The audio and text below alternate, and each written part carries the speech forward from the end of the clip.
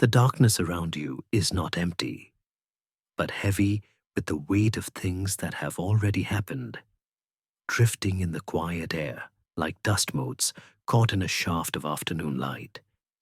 And if you listen closely to the silence of the room, you might find that it matches the rhythm of your own breathing, a slow and steady tide that connects you to a time long before walls or windows existed to hold the night at bay. Let the tension in your shoulders unspool.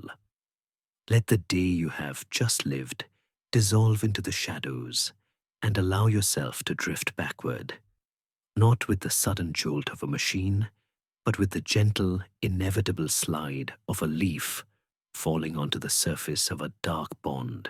We are going to a place that is real, a place that still exists beneath the layers of sand and time, back to a moment when the Earth was a different planet entirely, and the sky held constellations that have since drifted apart, their patterns lost to the slow rotation of the galaxy. It feels like we are standing in the present, but the air here is sharper, carrying the scent of wild thyme and damp, red earth, and the light is falling in long golden ribbons across a landscape that should be familiar but is not. Before you get comfortable, take a moment to like the video and subscribe, but only if you genuinely enjoy what I do here. Let me know your city and local time in the comments so we can see where everyone is listening from. Now, let the noise of the modern world fade completely, leaving only the sound of the wind moving through tall grasses, a dry, hushed whispering that sounds like a language you almost remember. We are standing in what will one day be called Morocco, though names do not matter here, only the heat of the sun on your skin and the thirst that pulls every living thing toward the center of the valley. It is 300,000 years ago. To our modern eyes, this moment would look like a fantasy, a dream painted in the impossible colors of a world that has not yet decided what it wants to be. It is late afternoon, and the heat is rising in shimmering waves from the ground, blurring the horizon where the green scrub meets the pale blue sky. There is a waterhole here, a muddy, precious circle of life that mirrors the passing clouds, and gathered around its banks is a sight that has not been seen for millennia, a gathering of ghosts in the flesh. We imagine this change happened suddenly, that one day we appeared and the others vanished. But the truth seems slower, quieter, and far more unsettling. For here, at the edge of the water, 7 different kinds of human beings are kneeling to drink. It is a rainbow of possibilities, a crowded family reunion where the siblings barely recognize one another, yet they share the same desperate need for water in a world that offers no mercy. You can see the towering forms of Homo heidelbergensis, giants who move with a slow, terrifying grace, their bodies built like fortresses, casting long shadows over the mud. They are the old guard, the ones who have walked these lands for eons, and they drink with the confidence of creatures who know they are the masters of this valley. Near them, perhaps keeping a wary distance, are the stocky, powerful shapes of the Neanderthals, muscles coiled like springs beneath their thick skin, their heavy brows shading eyes that watch the grass for movement, for they know that they are not the only hunters here. There are others too, the ancient Homo erectus, the travelers who have survived ice ages and eruptions, their faces weathered by 1,000,000 years of sun, and the mysterious Denisovans, whose presence is felt more than seen, like a sudden drop in temperature. And in the spaces between these titans, lurking in the shadows of the brush, are the others, the tiny nimble beings from the islands, and the ones with the strange, flat faces and high, bubble-shaped skulls. These last ones look fragile, almost unfinished, their limbs thin and lacking the brute ropes of muscle strength of their cousins. They are us. We are there, kneeling in the mud, the 98-pound weaklings of the primate world, looking over our shoulders with the constant vibrating anxiety of a species that knows it is most likely to go extinct. It is a moment of profound, quiet tension, where the only sound is the lapping of water and the heavy, rhythmic breathing of 7 different species, all sharing the same air, all watching the same sun begin its slow descent toward the hills. The wind shifts, bringing with it the smell of ozone and rain from a storm brewing far to the south, and for a second, every head lifts, water dripping from chins that are shaped differently, eyes of varying shades scanning the horizon. There is no war here, not yet. There is only the uneasy peace of survival, the mutual truce demanded by the heat and the thirst. It feels like a single moment, frozen in amber, but it is actually a slow-moving river of time, where the boundaries between us and them are porous and shifting. We look at the Neanderthal, and we do not see a monster, but a reflection in a distorted mirror, a being of immense capability and deep emotion who buries their dead and cares for their wounded. We look at the Erectus and see the endurance of stone, but we, the sapiens, the ones with the fragile bones and the restless minds, we feel out of place, as if we have arrived late to a party where all the seats are taken. The landscape itself seems to hold its breath, waiting to see which of these experiments will succeed. In the tall grass beyond the waterhole, the true monsters are waiting, the short-faced bear standing as tall as a basketball hoop, a creature of nightmare proportions that could crush a skull with a casual swipe, and the great cats with teeth like sabers, watching with golden, unblinking eyes. The humans at the waterhole are united by this fear, by the knowledge that outside the circle of the tribe, there is only teeth and darkness. We drift closer, invisible observers in this ancient drama, and we can smell the sweat, the dust, the animal musk of bodies that have never known soap or cloth. We can hear the low grunts of communication, the shifting of weight on sand, the snap of a twig that sounds like a thunderclap in the stillness. It is real. It is not a story in a book, but a physical reality that happened, breath by breath, heartbeat by heartbeat. The sun touches the ridge, painting the sky in bruises of purple and red, and the shadows stretch out, turning the humans into silhouettes against the dying light. They do not know that the clock is ticking for them. They do not know that in the blink of a geological eye, 6 of these shapes will vanish from the earth forever, leaving only the weakest one, the one with the flat face and the high forehead, to stand alone under the stars.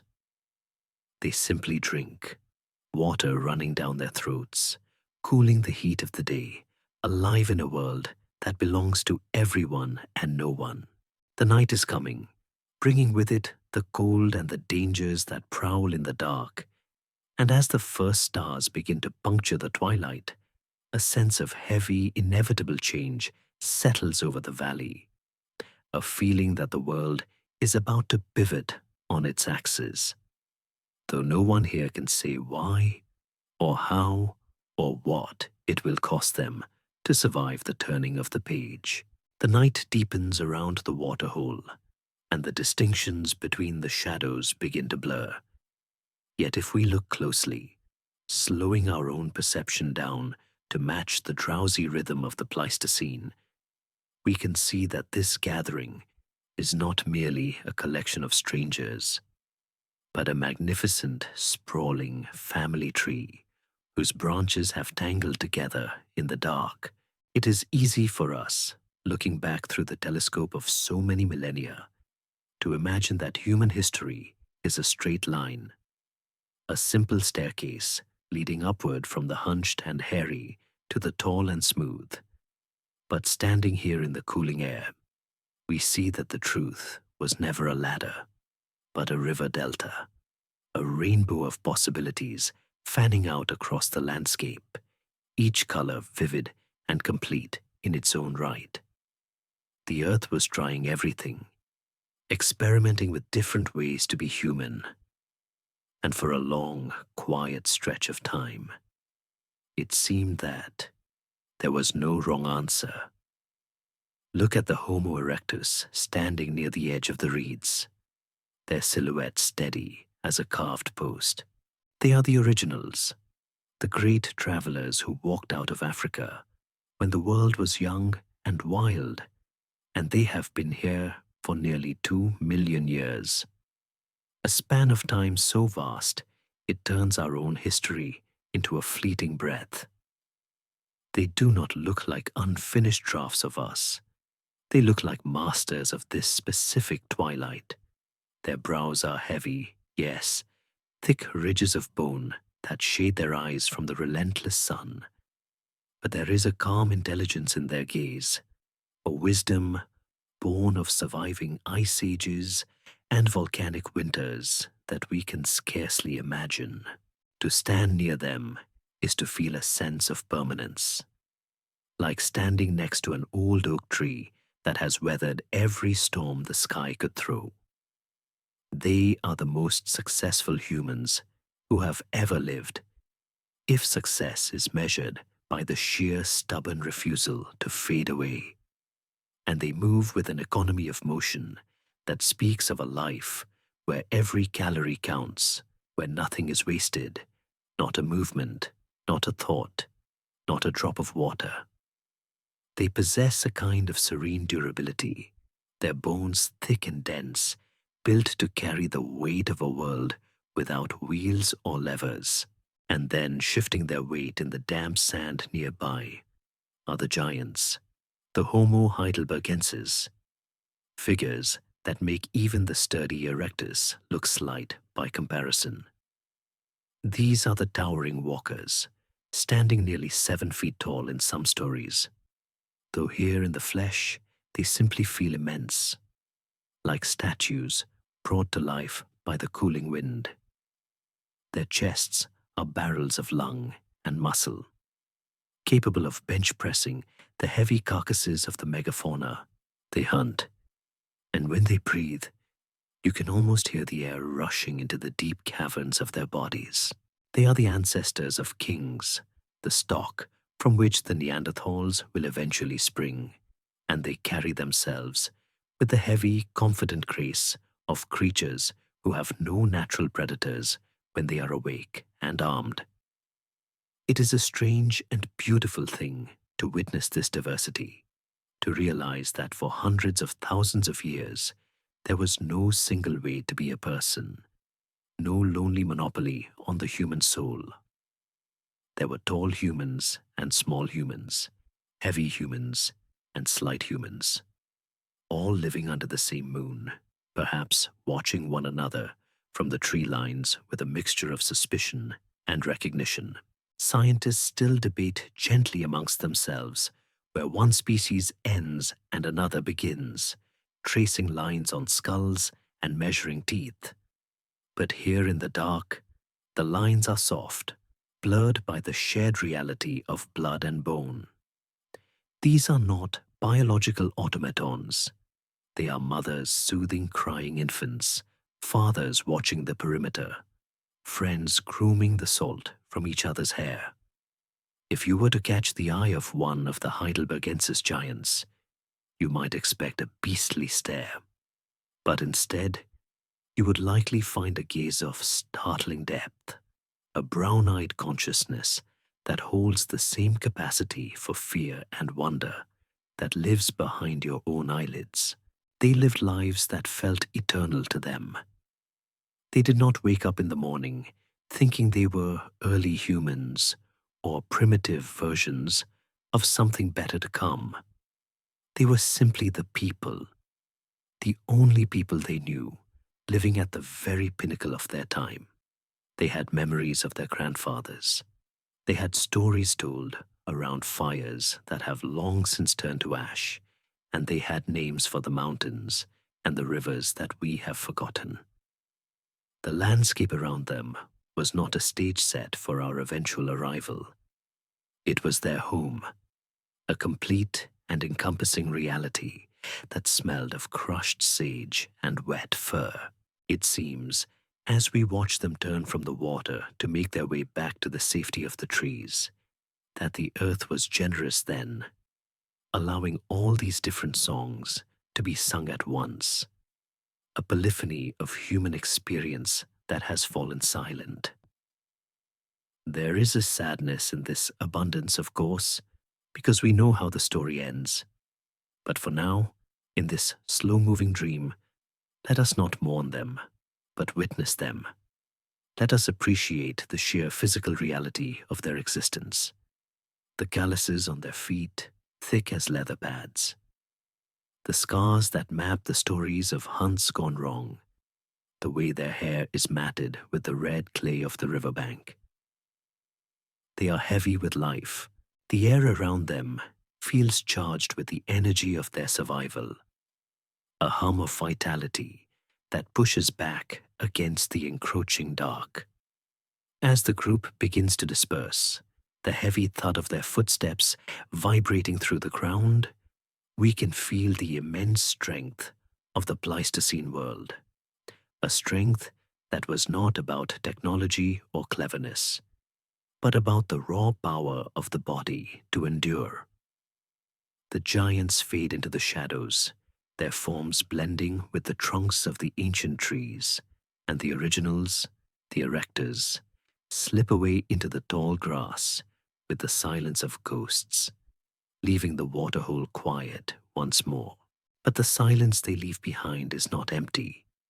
It is thick with their presence, a lingering warmth in the air that tells us we were never alone in this journey. The moon climbs higher, casting a silver net over the valley, and the world turns slowly beneath us, drifting toward colder places, toward the north where the ice waits, and where the muscles of humanity will be tested against a chill that freezes the breath in the throat. The heat of the African day is a memory now, replaced by the crisp promise of frost. And as we drift northward in the wake of these migrating souls, the landscape begins to change, hardening, growing sharper and colder, preparing us to meet the ones who made the ice their home, the ones who turned the struggle for warmth into an art form written in flesh and fire. The wind here is different, possessing a voice that does not whisper but howls, a deep, hollow roaring that scours the landscape clean of dust and doubt. And as we drift further into the northern latitudes, the vibrant greens and ochres of the south are replaced by a palette of bruising blues, stark whites, and the charcoal gray of exposed rock. This is the domain of the ice, a kingdom where the cold is not merely a temperature, but a physical weight, pressing down on the shoulders, seeking out every gap in the fur, every weakness in the flesh. We have left the sun-drenched savannas behind and entered a world that feels held in a state of suspended animation, where the breath mists instantly in the air, creating transient ghosts that vanish as quickly as they form. It is here, in the shadow of the great glaciers that wall off the top of the world, that we find the masters of this frozen silence, the Neanderthals. To see one standing against a backdrop of falling snow is to witness a masterpiece of biological engineering, a creature not shaped by the cold, but shaped for it, built to endure a winter that lasted for thousands of generations. They do not look like the slender walkers of the plains. They are fortifications of bone and muscle, constructed with a density that defies the modern eye. If you were to stand next to a Neanderthal, you might feel a sudden instinctual sense of fragility, for their bodies are wider, deeper, and more solid than anything you have ever known. Their rib cages flared like bells to house enormous lungs capable of pulling oxygen from the thin, biting air. They are the muscle of the ice, compacted and powerful, their limbs shorter and thicker to keep the blood close to the heart, hoarding warmth like a miser hoards gold. It seems that every inch of them is designed for leverage, for the brutal, close-quarters physics of survival in a land where nothing comes easily. Look at the face of the one watching the valley. The heavy brow ridge is not a sign of brutishness, but a visor against the glare of the sun on the snow, a structural buttress for the immense chewing muscles that anchor to the skull. Their noses are broad and prominent, internal radiators evolving to warm the freezing air before it hits the delicate tissues of the lungs. A biological kindness in a cruel environment. They are not the shambling beasts of Victorian imagination. They are the high-performance athletes of the Pleistocene, possessing a strength that we can scarcely comprehend, a raw power that would allow them to grip, pull, and crush with a force that would snap a modern human's arm like a dry twig. Scientists have long noted the similarity between the pattern of injuries found on Neanderthal skeletons and those of modern rodeo riders, a somber testament to the way they lived and died. They did not kill from a distance. They had no bows to whisper death across a valley, nor dogs to harry their prey. When the Neanderthal hunted, they stepped inside the reach of the monster.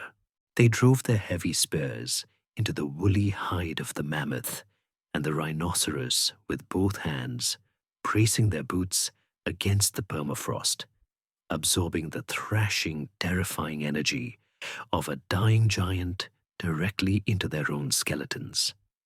It was a life of intimacy with violence, a rodeo-style existence where dinner was earned through a wrestling match with animals 10 times their size. Yet, there is a profound gentleness hidden within this fortress of muscle. We drift closer to the mouth of a cave, a black eye in the cliff face flickering with the warm orange pulse of a fire, and inside, the wind dies down, replaced by the smell of burning bone and roasting meat. Here the titans are at rest. We see a hand, thick-fingered and scarred, gently brushing the hair from a child's face, a gesture as tender as any in history. We see an elder, crippled by a long-ago hunt, missing an arm or hobbling on a withered leg. Yet they are fat and well-fed, alive only because the others have carried them, shared with them, loved them.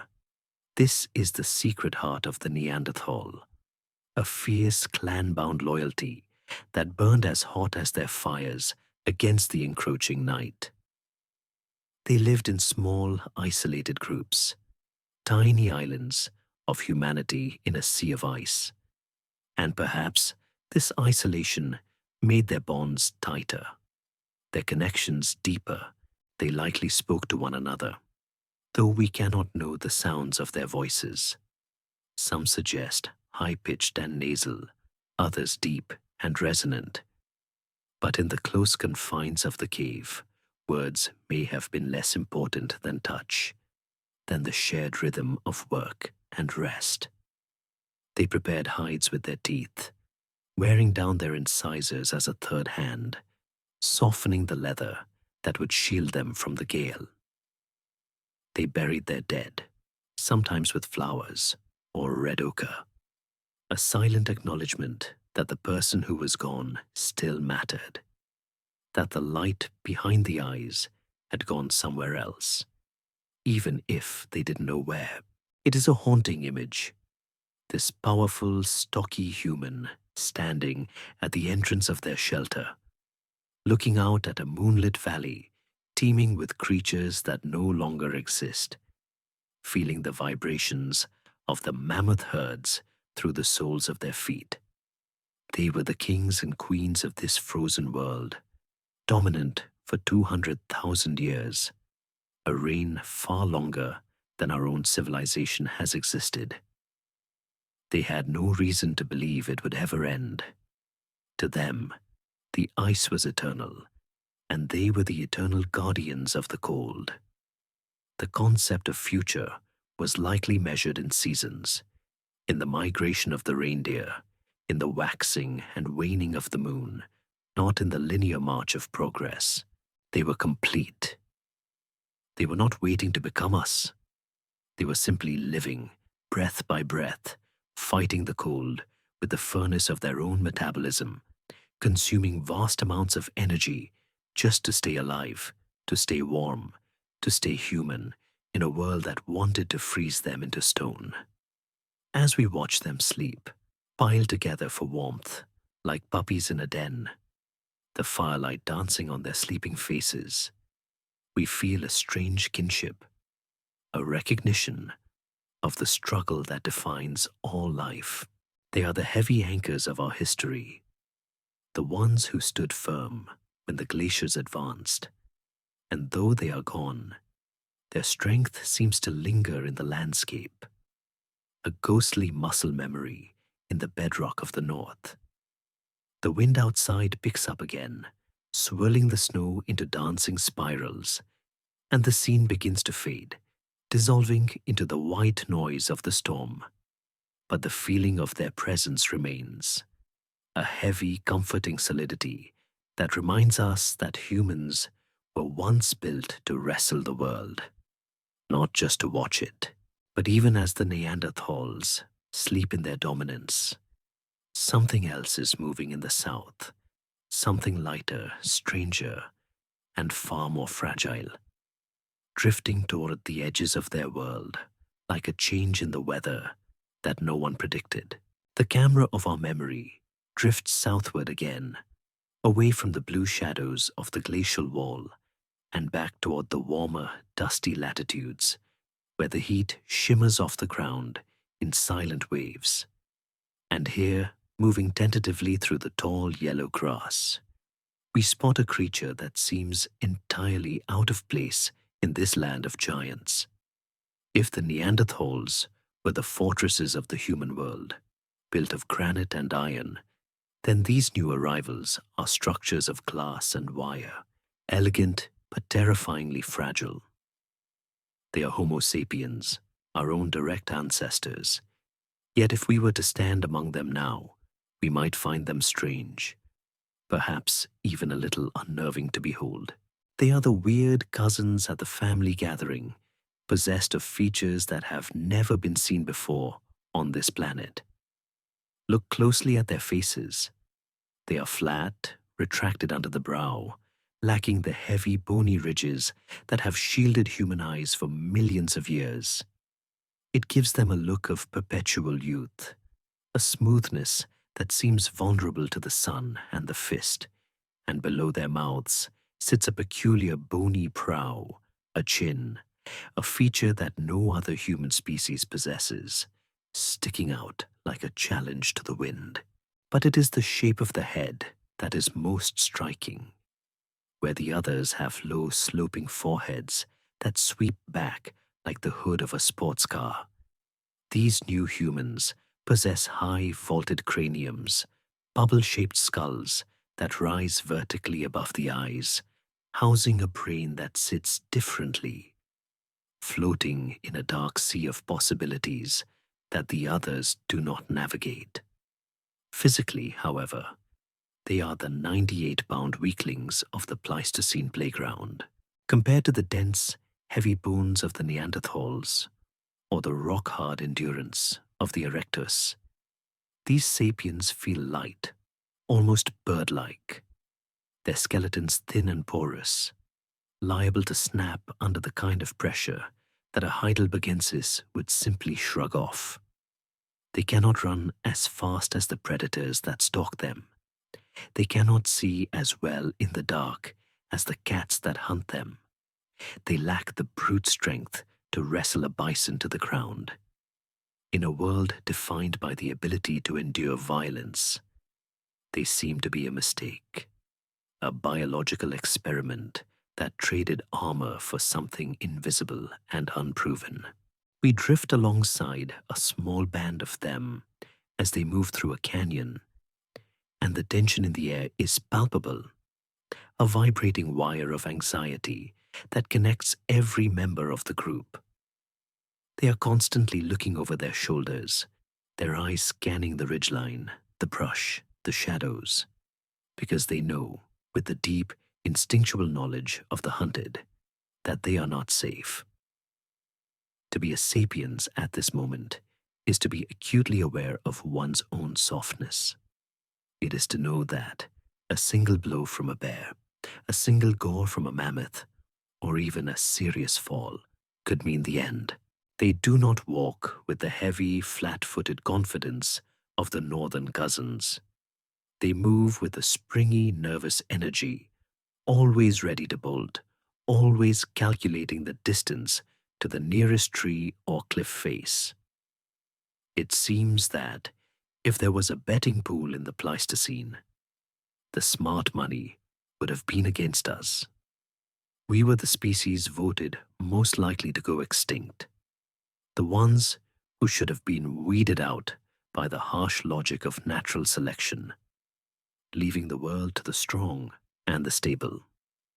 Yet here they are, pushing outward, driven by a restlessness that burns in the gut, a curiosity that outweighs the fear. We watch them stop to rest in the shade of an overhang, and we see the way they interact. It is quieter, perhaps, but frantic in its own way.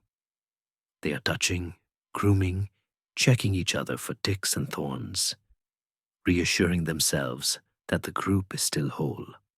There is a sense of deep fragility here. When a storm rolls in, thunder cracking like a whip across the sky, they huddle together, and their fear is raw and naked. They do not have the thick fur or the layers of insulating fat to protect them.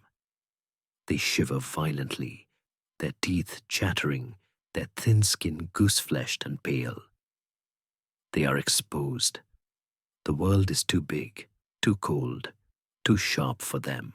It feels as though they are holding their breath, waiting for a permission to exist that has not yet been granted.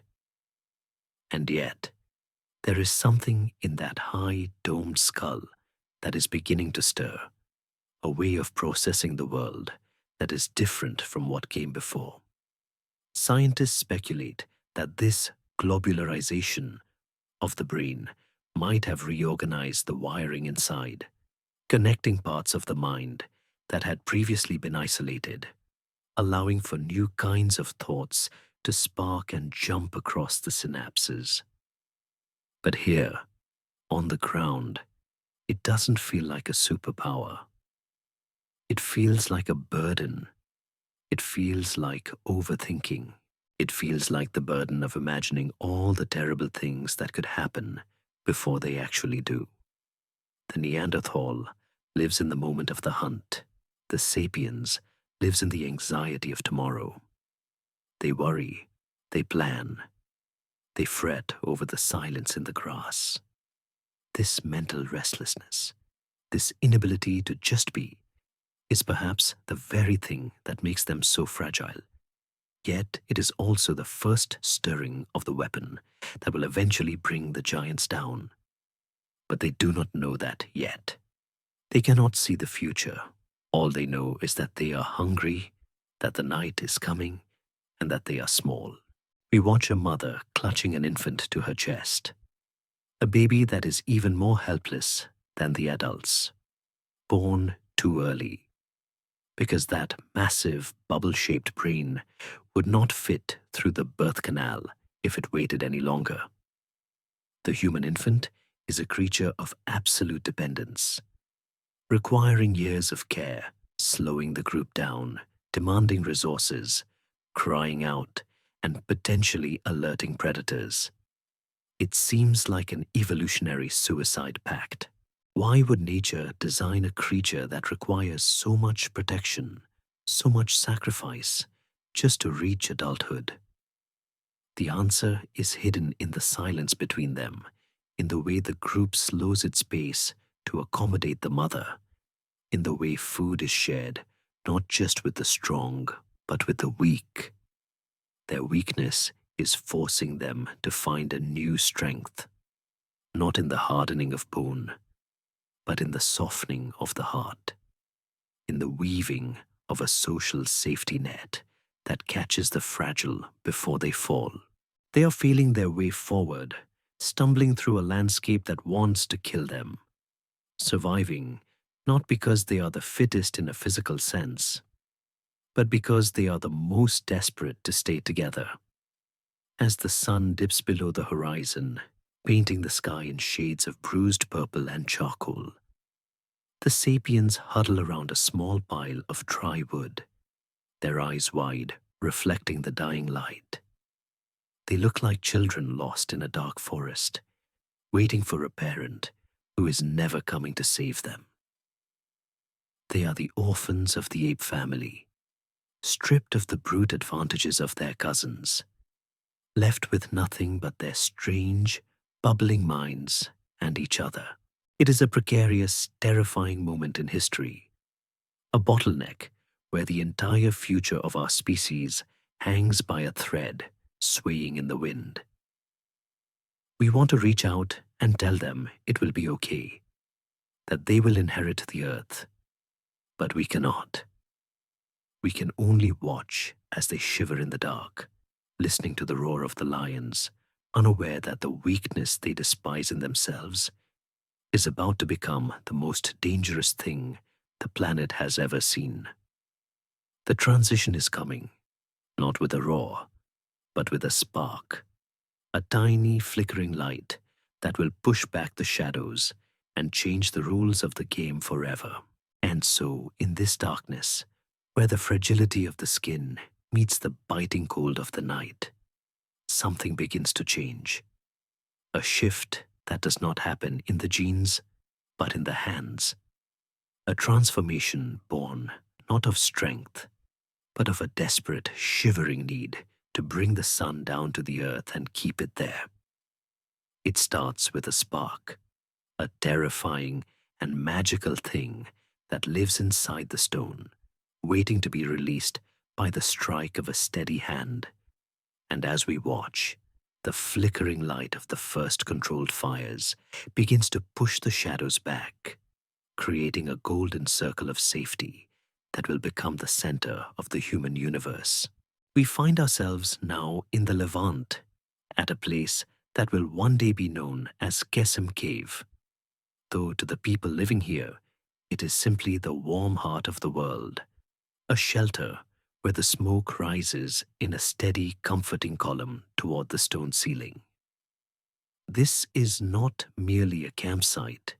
It is a workshop, a laboratory of shadows where the mastery of fire is becoming an industrial process, a deliberate engineering of the environment that separates us from every other creature that breathes.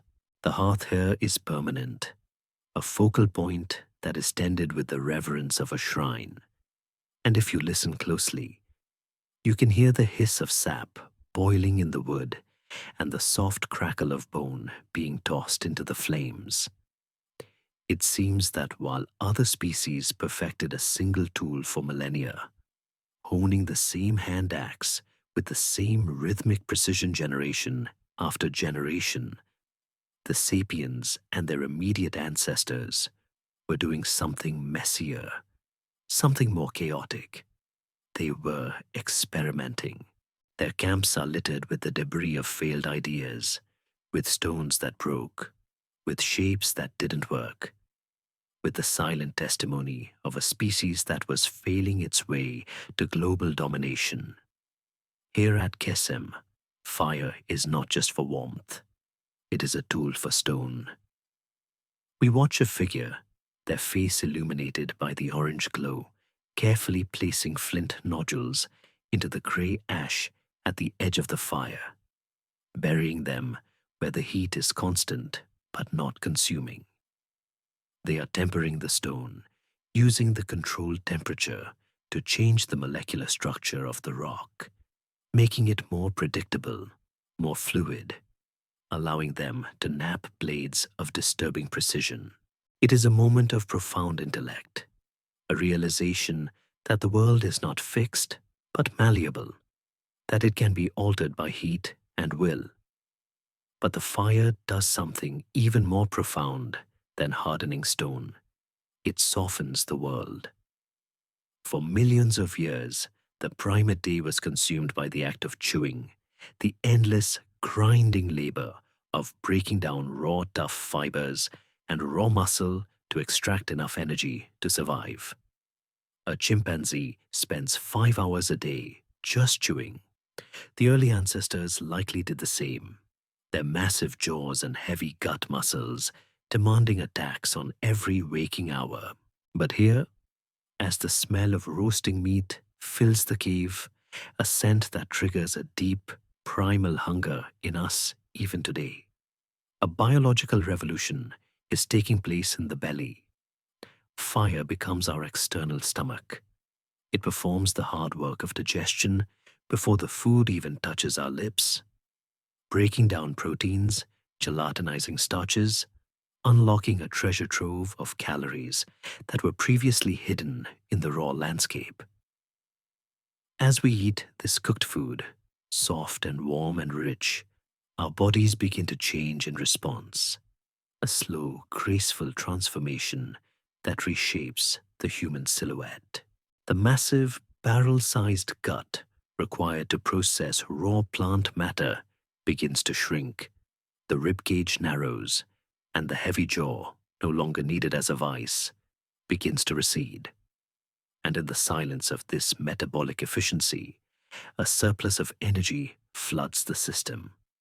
Energy that is no longer needed for digestion and is instead diverted upward to the hungry, demanding, bubble-shaped brain that sits atop the spine. It is a trade-off written in biology. We gave up the gut to gain the mind. We became weaker in the belly to become stronger in the thought.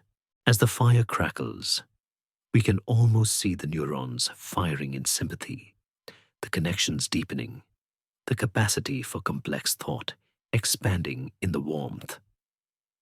The fire also changed the rhythm of time itself. Before this, the day ended when the sun went down. The darkness was a time for hiding, for silence, for sleep. But the fire extends the day, creating a new space in the timeline, a fire-lit zone where work can continue, where tools can be repaired, and most importantly, where faces can be seen in the dark. It is here, in the circle of light, that the social bonds of the species are forged, tempered like the flint in the ash. We see them sitting together, the firelight dancing in their eyes, and there is a sense of intimacy that is new to the planet. They are safe. The monsters that prowl the darkness, the bears, the cats, the hyenas, fear the flame. They pace at the edge of the light, their eyes reflecting the orange glow, but they do not enter. We have stolen a piece of the sky and used it to declare independence from the ecological rules that govern the rest of the animal kingdom. And yet, this power is dangerous.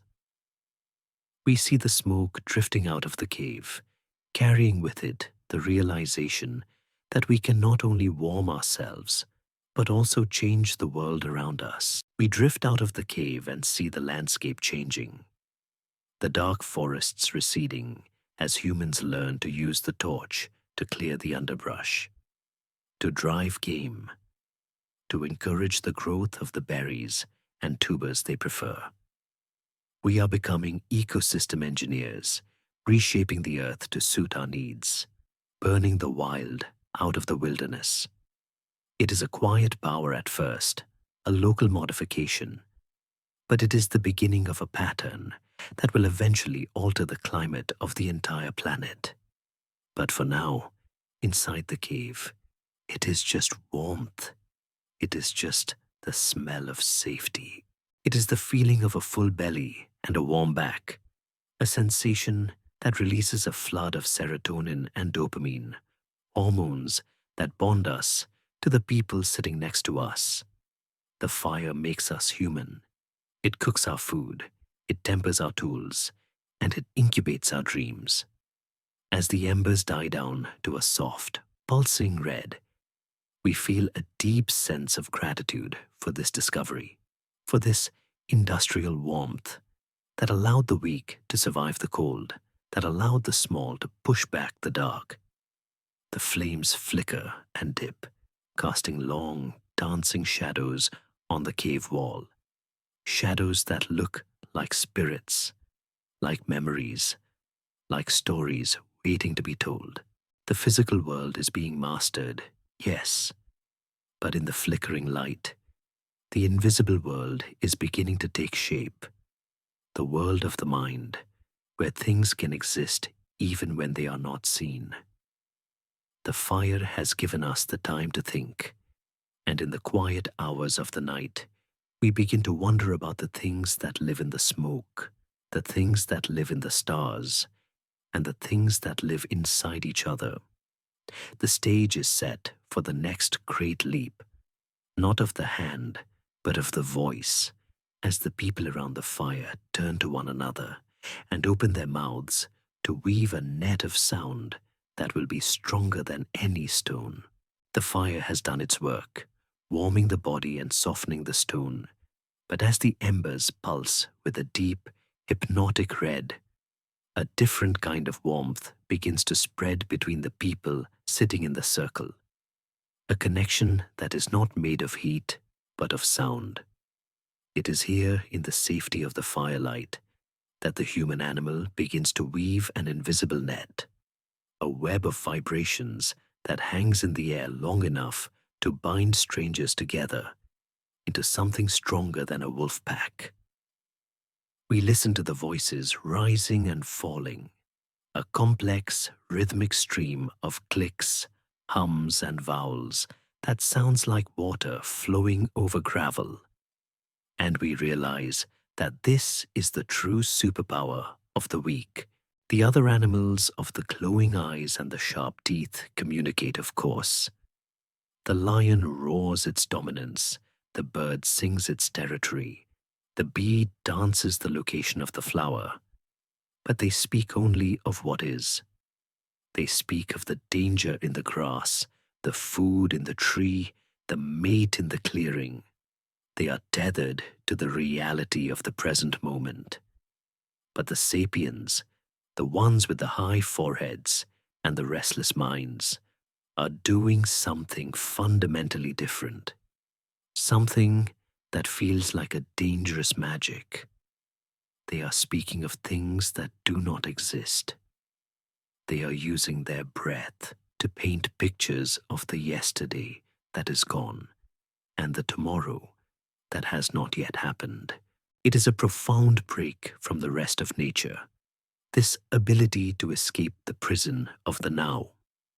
We watch a storyteller gesturing in the smoke, their hands shaping the air, and suddenly, the group is not just a collection of individuals.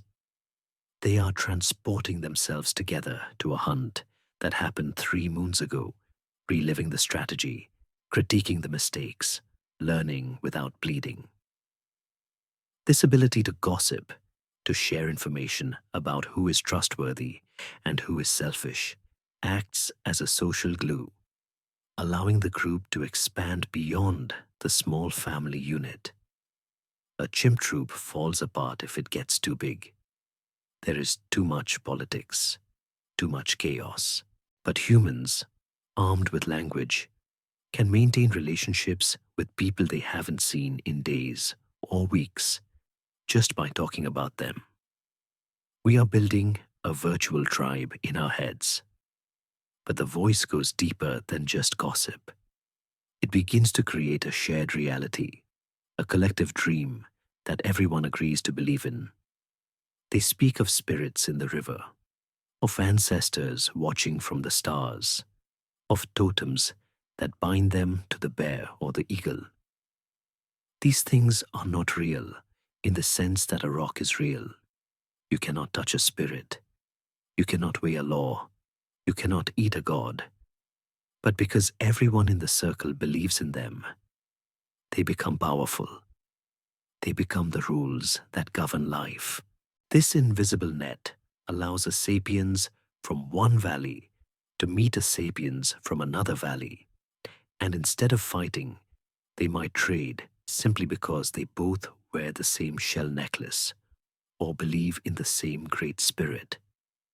It is a miracle of cooperation, allowing us to trust strangers, a feat that no other primate can match. The Neanderthals, silent and deeply emotional, likely had language too, but perhaps theirs was different, more musical, more rooted in the immediate emotional connection of the here and now. A language of empathy rather than abstraction. They lived in the deep quiet of their own small groups, but sapiens are weaving a world of words that stretches across the landscape, a network of information that moves faster than any runner. Yet, this gift came with a physical cost, a silent trade-off hidden in the anatomy of the throat. To speak like this, to create the intricate range of vowels and consonants, the human larynx had to drop lower in the throat, creating a longer resonant chamber. It was a perilous structural change, for it meant that humans became the only animals that can easily choke on their own food. The only creatures where the path for air and the path for dinner cross in a dangerous intersection. We risked death by choking every time we ate, just for the ability to tell a story. It seems nature decided the risk was worth it. As we listen to the murmuring voices, we can sense the birth of the future as a concept. Before language, the future was just a vague instinct, a squirrel hiding a nut for winter. Now, the future is a plan. It is a terrifying, open space that needs to be filled with preparation. This is where the anxiety of our species takes root. The burden of being able to imagine the bad things that haven't happened yet. We see it in the eyes of a man sharpening a spear, not for the hunger he feels now, but for the hunger he might feel next week. We are becoming creatures of time, trapped in the mental construction of days and years. The invisible net also catches the dead. Through stories, the grandmother who passed away last winter is still here. Her wisdom preserved in a phrase, a warning, a recipe. We are beginning to accumulate knowledge, storing it outside of our bodies, not in genes, but in songs and legends. This is the first library written on the wind. The firelight flickers on faces that are rapt with attention, absorbing the code of the tribe. They are learning how to behave, who to respect, what to fear, all without moving a muscle. It is a form of hypnosis, a trance that aligns the heartbeats of the group. We feel the power of this unity, this ability to act as one giant organism with 100 hands and 100 eyes. The giants outside, the bears, the lions, the solitary hunters, have no defense against a creature that can coordinate a trap using words spoken 3 days ago. They are fighting biology. We are fighting with software. The net is cast wide, and though it is made of nothing but breath and memory, it is becoming the shield that protects the soft, naked skin of the sapiens. As the storytelling fades into a hush and the group settles down to sleep, the echoes of their words seem to hang in the trees like Spanish moss, a ghostly residue of the first great human invention. They sleep with a new kind of security, wrapped in the blanket of their shared beliefs, knowing that even in the dark, they are connected to something larger than themselves. But language alone cannot kill the mammoth or keep the tiger at bay from a distance. For that, the mind must extend its reach into the physical world, changing the geometry of life and death with a piece of bent wood and a string, a discovery that lies waiting in the near future, ready to snap the timeline in two. The voice has bound the tribe together, creating a shared mind in the firelight. But when the sun rises and the hunger returns, the reality of the hunt remains a brutal physical equation, a calculus of muscle and blood that has always favored the strong. For millions of years, the rules of this equation were simple and terrifying. To eat, you must touch. To kill the beast, you must step inside the circle of its rage, close enough to smell the fear on its breath, close enough to be gored, trampled, or bitten. The spear of the Neanderthal, heavy and thick, was a weapon of intimacy, requiring the hunter to become a participant in the violence, locking eyes with the dying mammoth as they wrestled it into the snow. It was a brave way to live, but it was a costly one, written in the fractured bones and healed scars found on nearly every ancient skeleton. But here, in the quiet shade of a fever tree, a pair of hands is busy changing the mathematics of murder, rewriting the geometry of survival with a piece of bent wood and a twisted length of gut. It is a quiet revolution, happening without fanfare, yet it represents a leap in physics that is as profound as the taming of fire.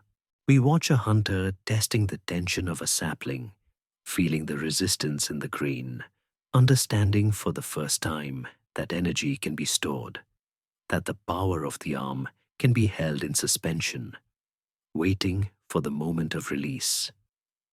This is the birth of the machine.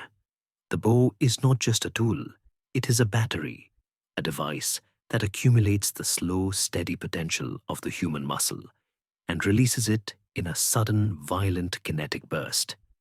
It allows the weak to punch with the force of a giant. But more importantly, it introduces a new variable to the battlefield: distance. The mathematics of safe distance is a concept that the animal kingdom does not understand. The lion must run you down, the bear must crush you, the snake must strike. They are bound by the length of their limbs and the speed of their charge. But the sapiens, standing still in the tall grass, has found a way to project their will across the empty air, to touch without being touched, to kill without bleeding. It is a form of sorcery, a violation of the ancient contract that said the hunter and the hunted must meet on the field of battle. We drift closer to the weapon itself, admiring the craftsmanship that goes into this deception. The arrows are not the heavy, sharpened stakes of the past. They are delicate, fletched with feathers that act as rudders against the wind, engineered for flight. And at the tip, there is no longer a clumsy hand axe, but a microlathe, a tiny razor-sharp flake of flint or obsidian glued with resin into a split shaft. These points are small, almost fragile-looking, but they are designed to break, to shatter inside the wound, or to slice through arteries with surgical precision. It is the technology of the small, the realization that you do not need to crush the bone to kill the beast. You only need to whisper a message of bleeding into its flank. We watch the hunter take a stance, the body turning sideways, presenting a narrow silhouette to the world. The breathing slows, sinking with the wind. The arm draws back, and we can hear the creak of the wood, the groan of the materials under stress. In this moment, the human is not a shivering ape, they are a sniper. The release is a sound like a tearing of silk, a thwip that is barely audible over the rustle of the leaves. 50 yards away, a gazelle flinches, then bolts, unaware that it is already dead. It has been struck by a force it did not see, from an enemy it did not smell. The arrow closes the gap that biology left open.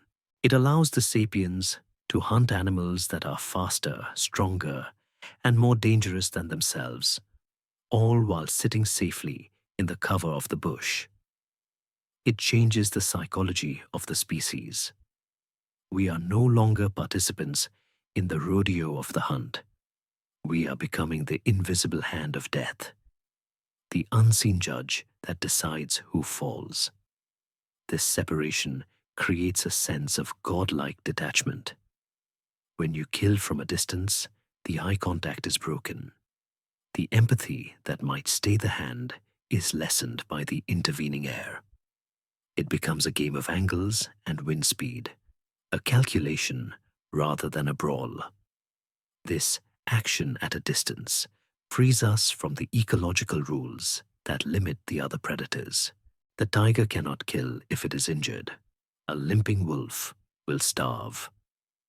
But a human with a twisted ankle can still sit behind a rock and bring down an elk.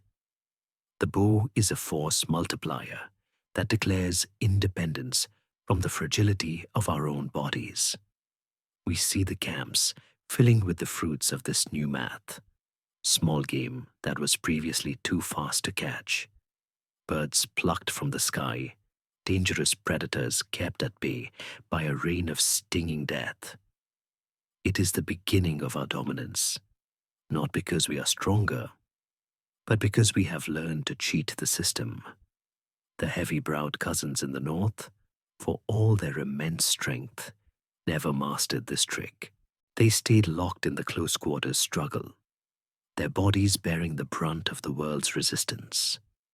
But sapiens found a way to stand back, to let the tool do the work, to let the stored energy of the wood take the risk. As the sun climbs higher, heating the savanna, we see the hunters moving with a new kind of confidence. They walk as if they own the space between things. The radius of their influence has expanded. They are deadly, not just within the reach of their arms, but within the flight of their arrows. The landscape, once a terrifying obstacle course of threats, becomes a killing field where the human will can be exerted from safety. It is a chilling realization, perhaps, that our survival was secured by the invention of the first projectile weapon, by the discovery that it is safer to kill from afar than to fight up close. But in the harsh logic of the Pleistocene, fairness is a luxury that the extinct can afford. The winners are the ones who survive the afternoon. As the hunter retrieves the arrow from the fallen prey, checking the point for damage, reusing the technology, we sense that the balance of power on Earth has shifted irrevocably. The giants are still big, the teeth of the cat are still sharp, but they are fighting an enemy they cannot reach, a ghost that strikes from the shadows. This mastery of distance, combined with the mastery of fire and the mastery of words, has completed the toolkit of the survivor. The sapiens is now ready. The 98-pound weakling has become the most dangerous creature on the planet, armed with ideas and arrows, ready to leave the nursery of Africa and step out into the wider world, a world that is waiting for them with open, unsuspecting arms.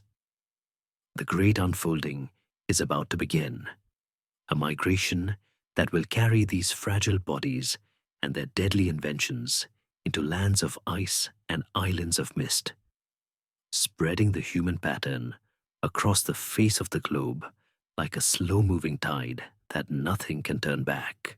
And so, with the bow in hand and the fire in the mind, the great unfolding begins, not with a shout or a trumpet blast, but with the quiet, rhythmic shuffle of feet against the earth, a sound so soft it is almost swallowed by the wind. The movement out of the cradle is not a military campaign, nor is it a dash for the horizon. It is a slow, liquid drift, a spilling over of humanity that follows the pulse of the planet itself. We imagine this migration as a line of arrows on a map, a decisive red streak moving north and east. But to the people living it, there was no map, no continent, no concept of leaving Africa. There was only the valley that had run dry, the herd that had moved on, and the green promise of the hills beyond the haze. They were not explorers seeking glory. They were families seeking dinner. It seems that the earth itself conspired to open the door, for the climate of the past was a living, breathing thing, and the great Sahara Desert, which today stands as a barrier of sand and silence, was then, for brief and miraculous windows of time, a green corridor of lakes and tall grasses.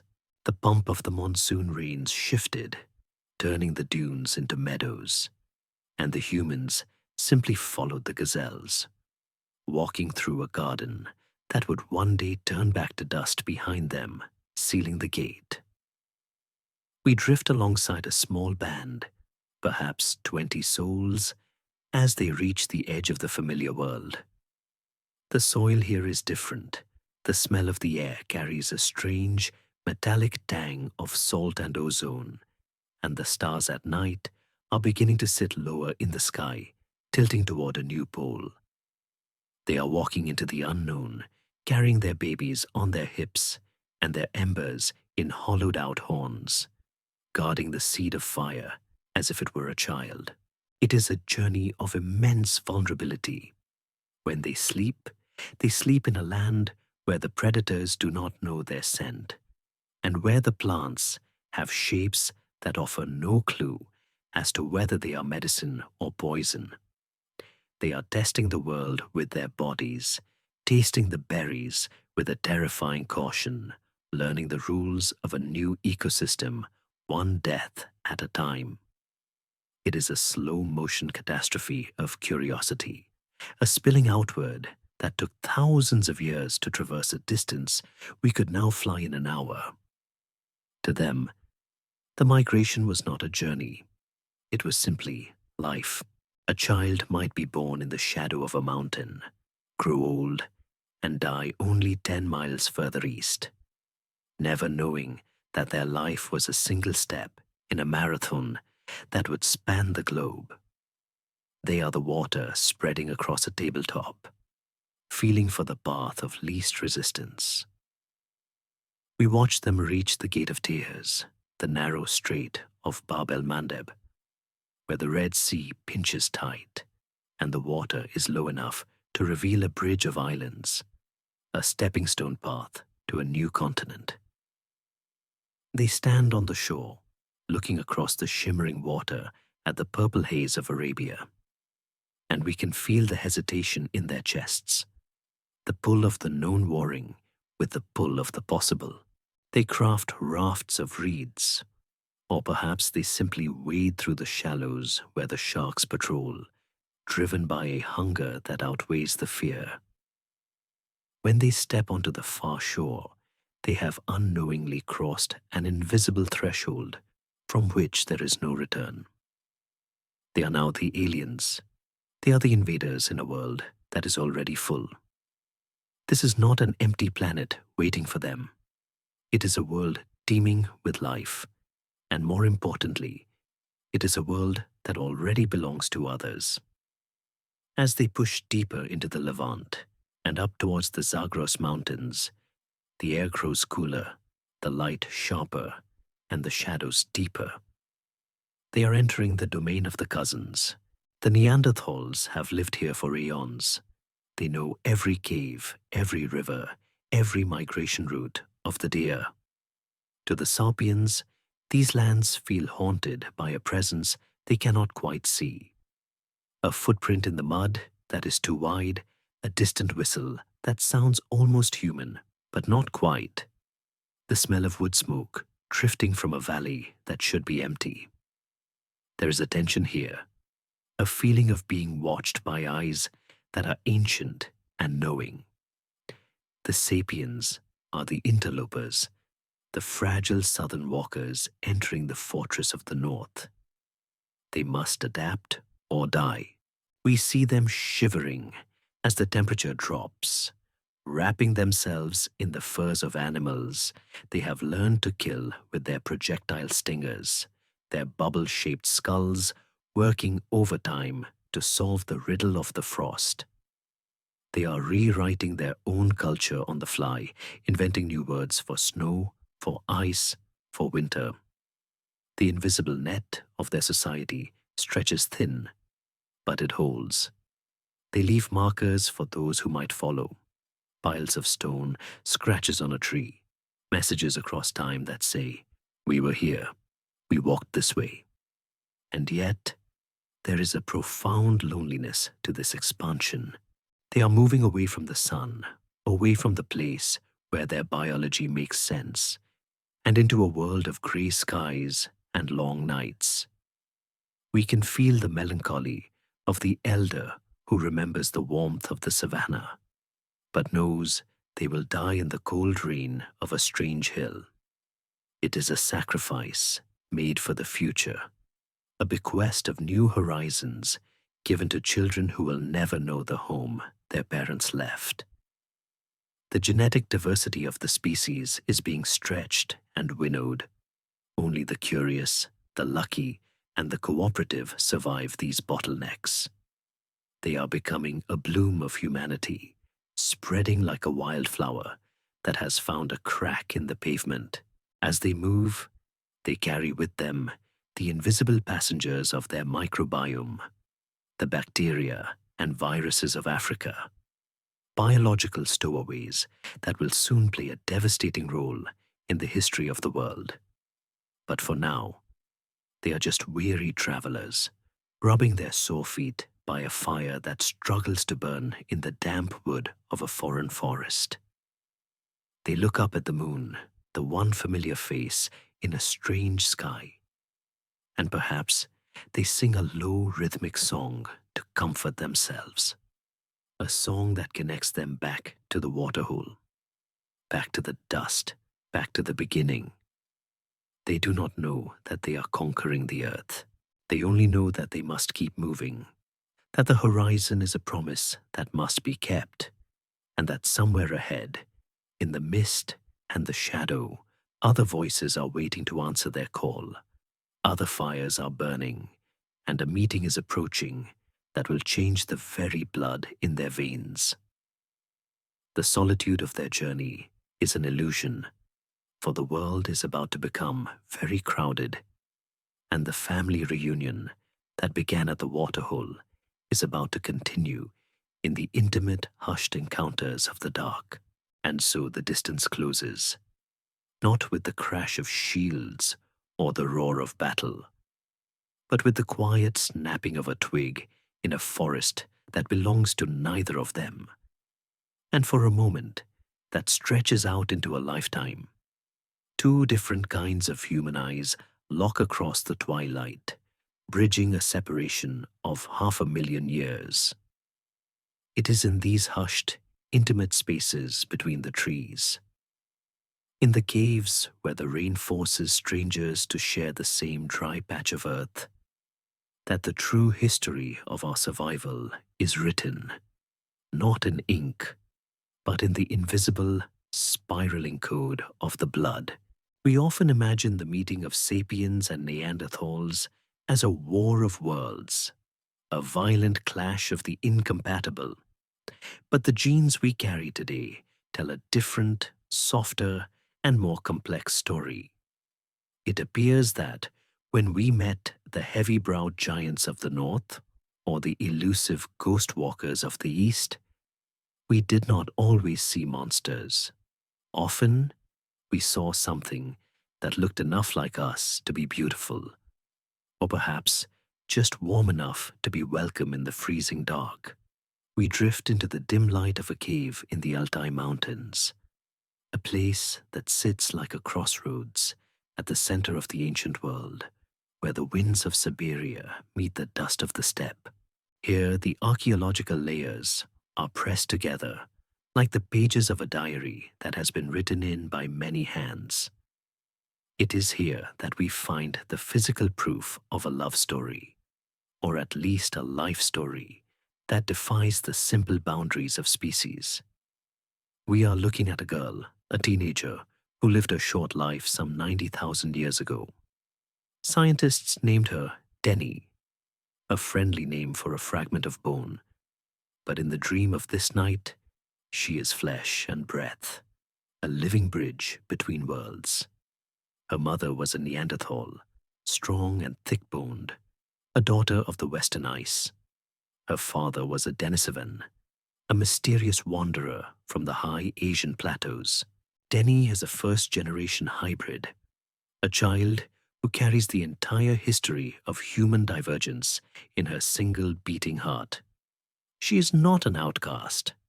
We see her sitting by the fire, accepted, fed, perhaps cherished for the very strangeness of her features, a living testament to the fact that the boundaries we draw between us and them are nothing more than lines in the sand, easily washed away by the tide of attraction.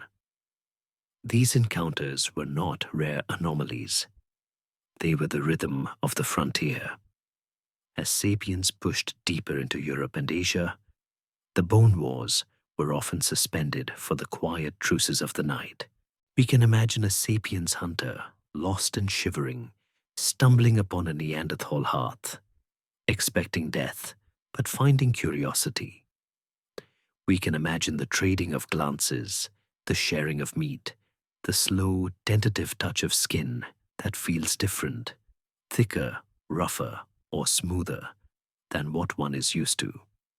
There is a profound loneliness in being human, a solitude that aches in the chest, and perhaps finding another being who walks on two legs, who masters the fire, who laughs and cries, was enough to dissolve the fear. It was an absorption, a slow blending of lineages where the smaller populations of the cousins were not just killed off, but loved into extinction. Their distinctive traits diluted, generation by generation, until they became ghosts, haunting the genome of the victors. We are the result of these ancient romances. If you are listening to this, and your ancestors hail from anywhere outside of Africa, you are not pure sapiens. You are a walking memorial to the species we replaced. Inside your cells, floating in the nucleus of your existence, are fragments of Neanderthal DNA, tiny biological souvenirs from those cold nights in the Pleistocene. They are not just junk, they are active, working parts of you. They gave us thicker skin to survive the northern winters. They gave us immune systems capable of fighting the strange diseases of the Eurasian continent. They perhaps even influenced the shape of our skulls and the texture of our hair. We are wearing the genetic armor of the cousins we outlasted. It is a haunting realization to think that the Neanderthals are not truly gone. They are looking out through your eyes right now. When you feel a sudden chill, or when your body fights off a flu, it is the ghost of a Neanderthal grandmother, 50,000 generations removed, reaching up from the deep past to protect you. The same is true for the Denisovans, whose legacy lives on in the blood of the people of Tibet, granting them the ability to breathe easily in the thin air of the Himalayas. a gift from a vanished father to a surviving child. This blending suggests that the definition of human was much wider then, a spectrum rather than a binary. It implies a level of emotional complexity that we rarely give our ancestors credit for. It means they were capable of looking past the heavy brow, the different nose, the strange language, and finding a partner. It means that xenophobia is not the only instinct in our nature. Curiosity and connection are just as deep, just as ancient. We drift across the landscape of this genetic mingling, seeing the camps where the populations mixed, seeing the children who ran with the gait of one parent and the laugh of the other. It was a biological twilight, a time when the distinct colors of humanity swirled together into a new shade. But this connection came with a heavy price. The biology of reproduction is a jealous gatekeeper. While men and women from different species could mate, the male offspring of these unions were often infertile, a genetic dead end that nature imposes when the divide is too wide. This meant that the flow of genes was difficult, a trickle rather than a flood, and it was often the female hybrids who carried the lineage forward, mothers passing the memory of the vanished fathers down the line. There is a tragedy in this absorption, a slow erasure of identity. The Neanderthal genome was overwhelmed by the sheer number of sapiens pouring out of Africa, a drop of blue dye lost in a bucket of red. They did not disappear because they were inferior. They disappeared because they were few, and because they were compatible. They were welcomed, and then they were washed away. As we move through this era of interbreeding, the firelight in the caves seems to flicker with a new kind of shadow, the shadow of the genetic ghost. We realize that every human face we see today is a collage of these ancient encounters, a map of migrations and matings that spans the globe.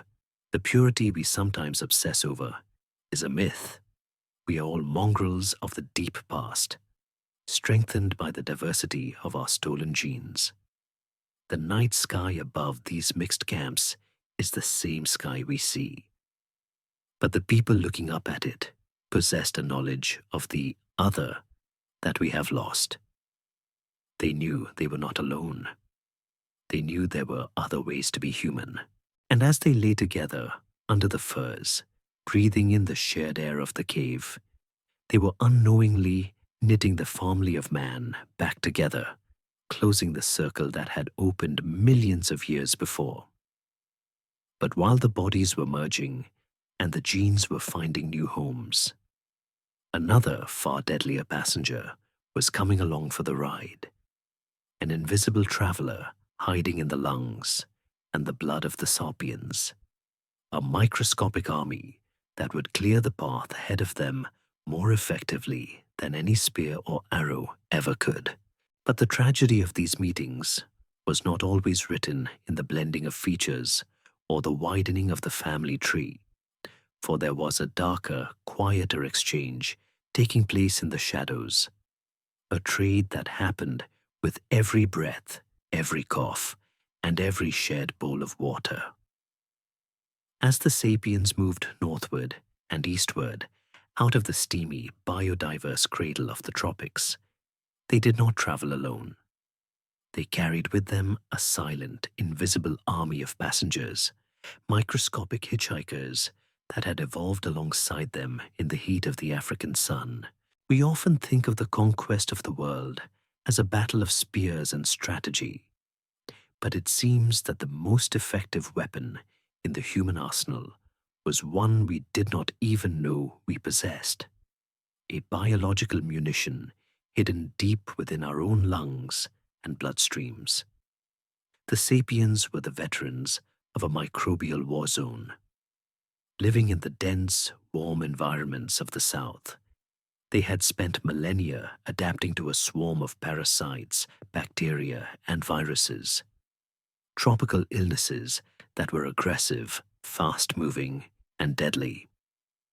Over generations, our ancestors had developed a robust, albeit costly, immune response, a shield in the blood that allowed them to carry these pathogens without succumbing to them.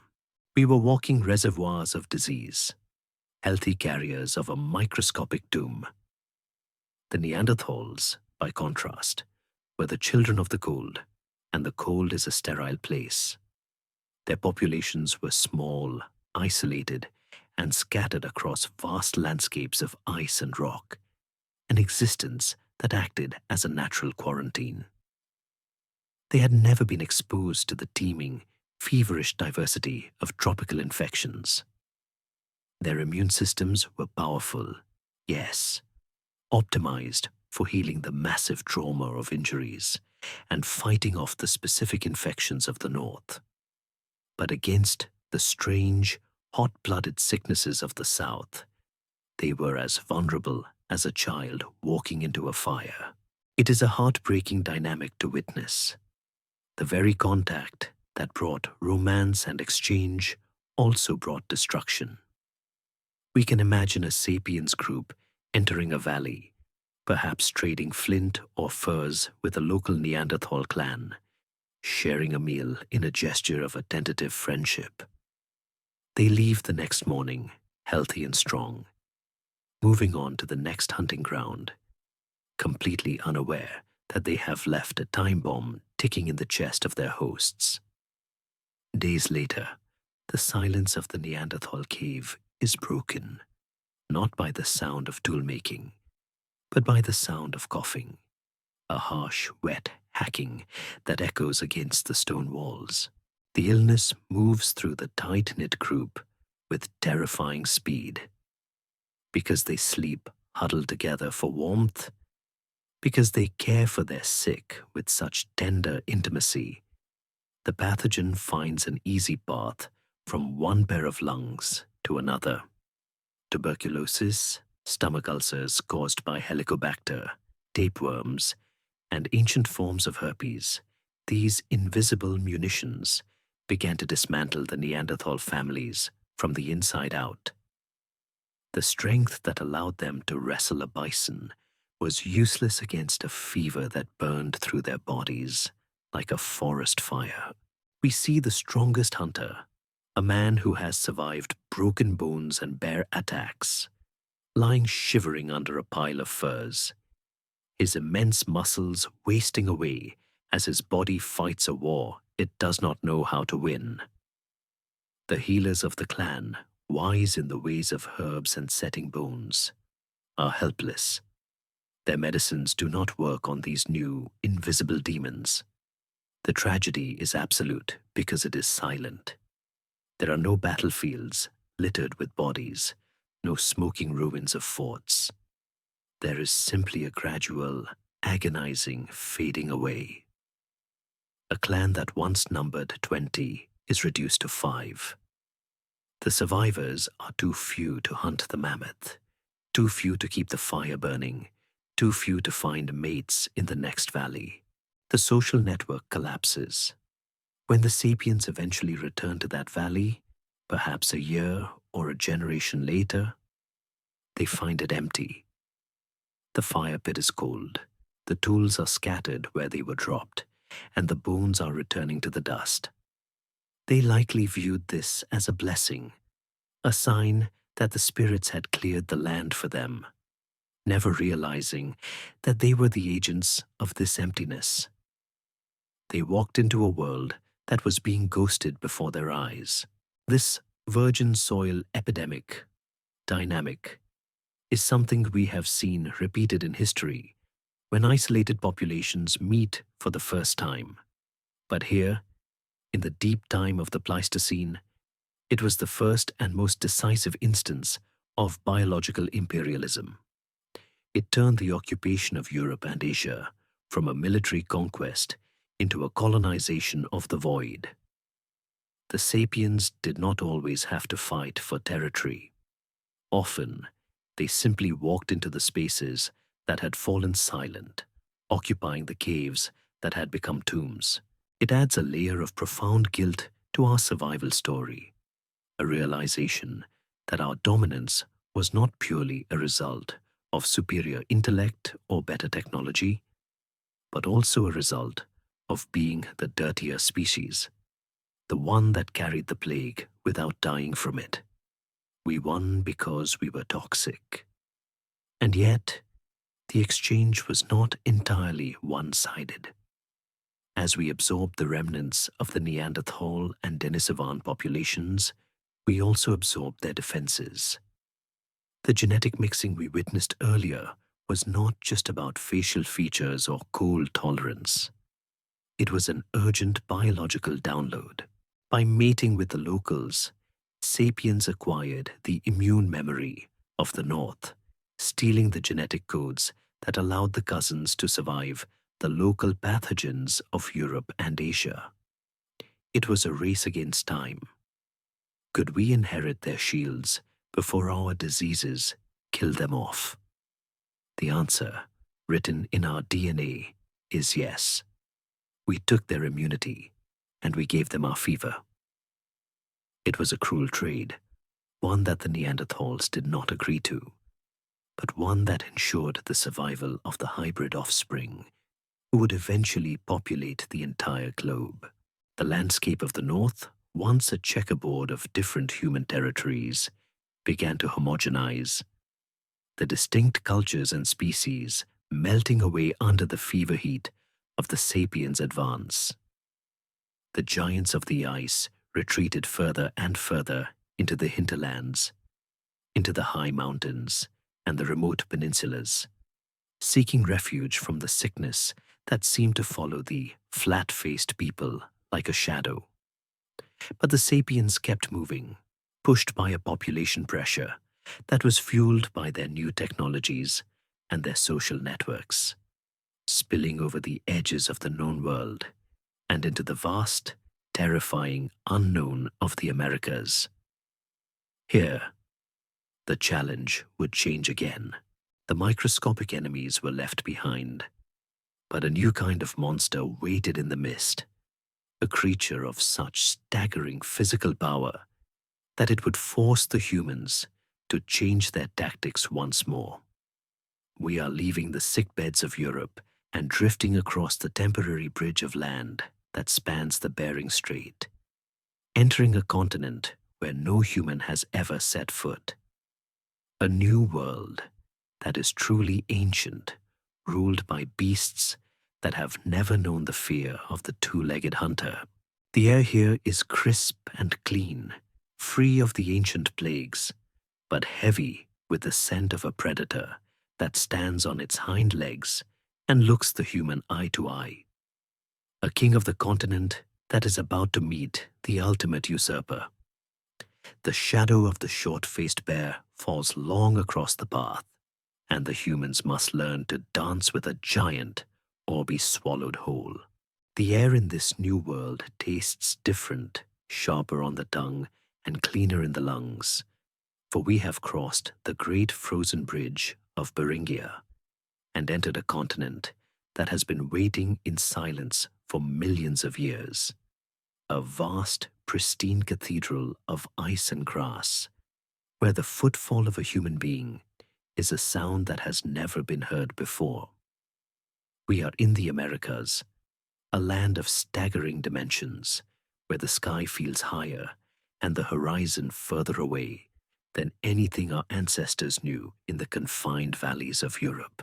The viruses and the bacteria, the invisible armies that cleared the path in the old world, have been left behind in the cold filter of the north. And so the sapiens here are stripped of their biological weapons, forced to rely once again on the naked ingenuity of their minds and the quiet courage of their hearts.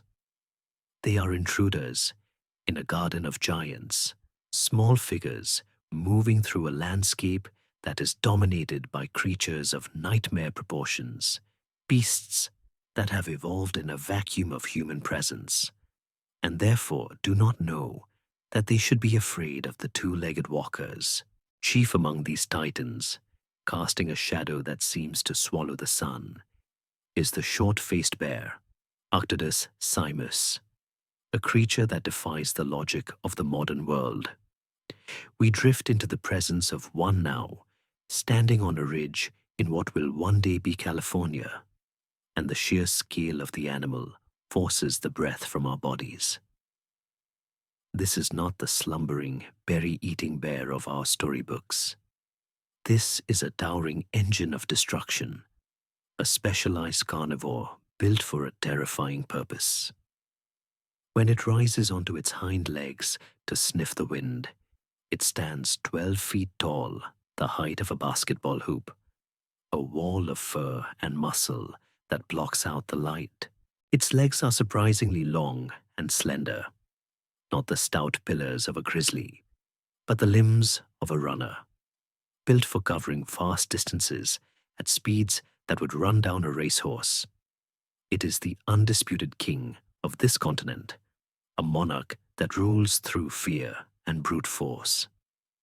To the small band of humans watching from the safety of a rocky crevice, it looks like a god of the wilderness, invincible and inevitable. The sapiens feel a primal, vibrating terror in its presence, a feeling that shrinks them down to the size of insects. They know that a single swipe of that massive paw, armed with claws like curved daggers, would not just kill a man, but obliterate him, turning a person into a memory in a fraction of a second. This bear does not just hunt, it bullies. It is a kleptoparasite, a thief that uses its sheer size to drive other predators, the dire wolves, the saber-tooths, away from their kills, stealing the calories that others have earned.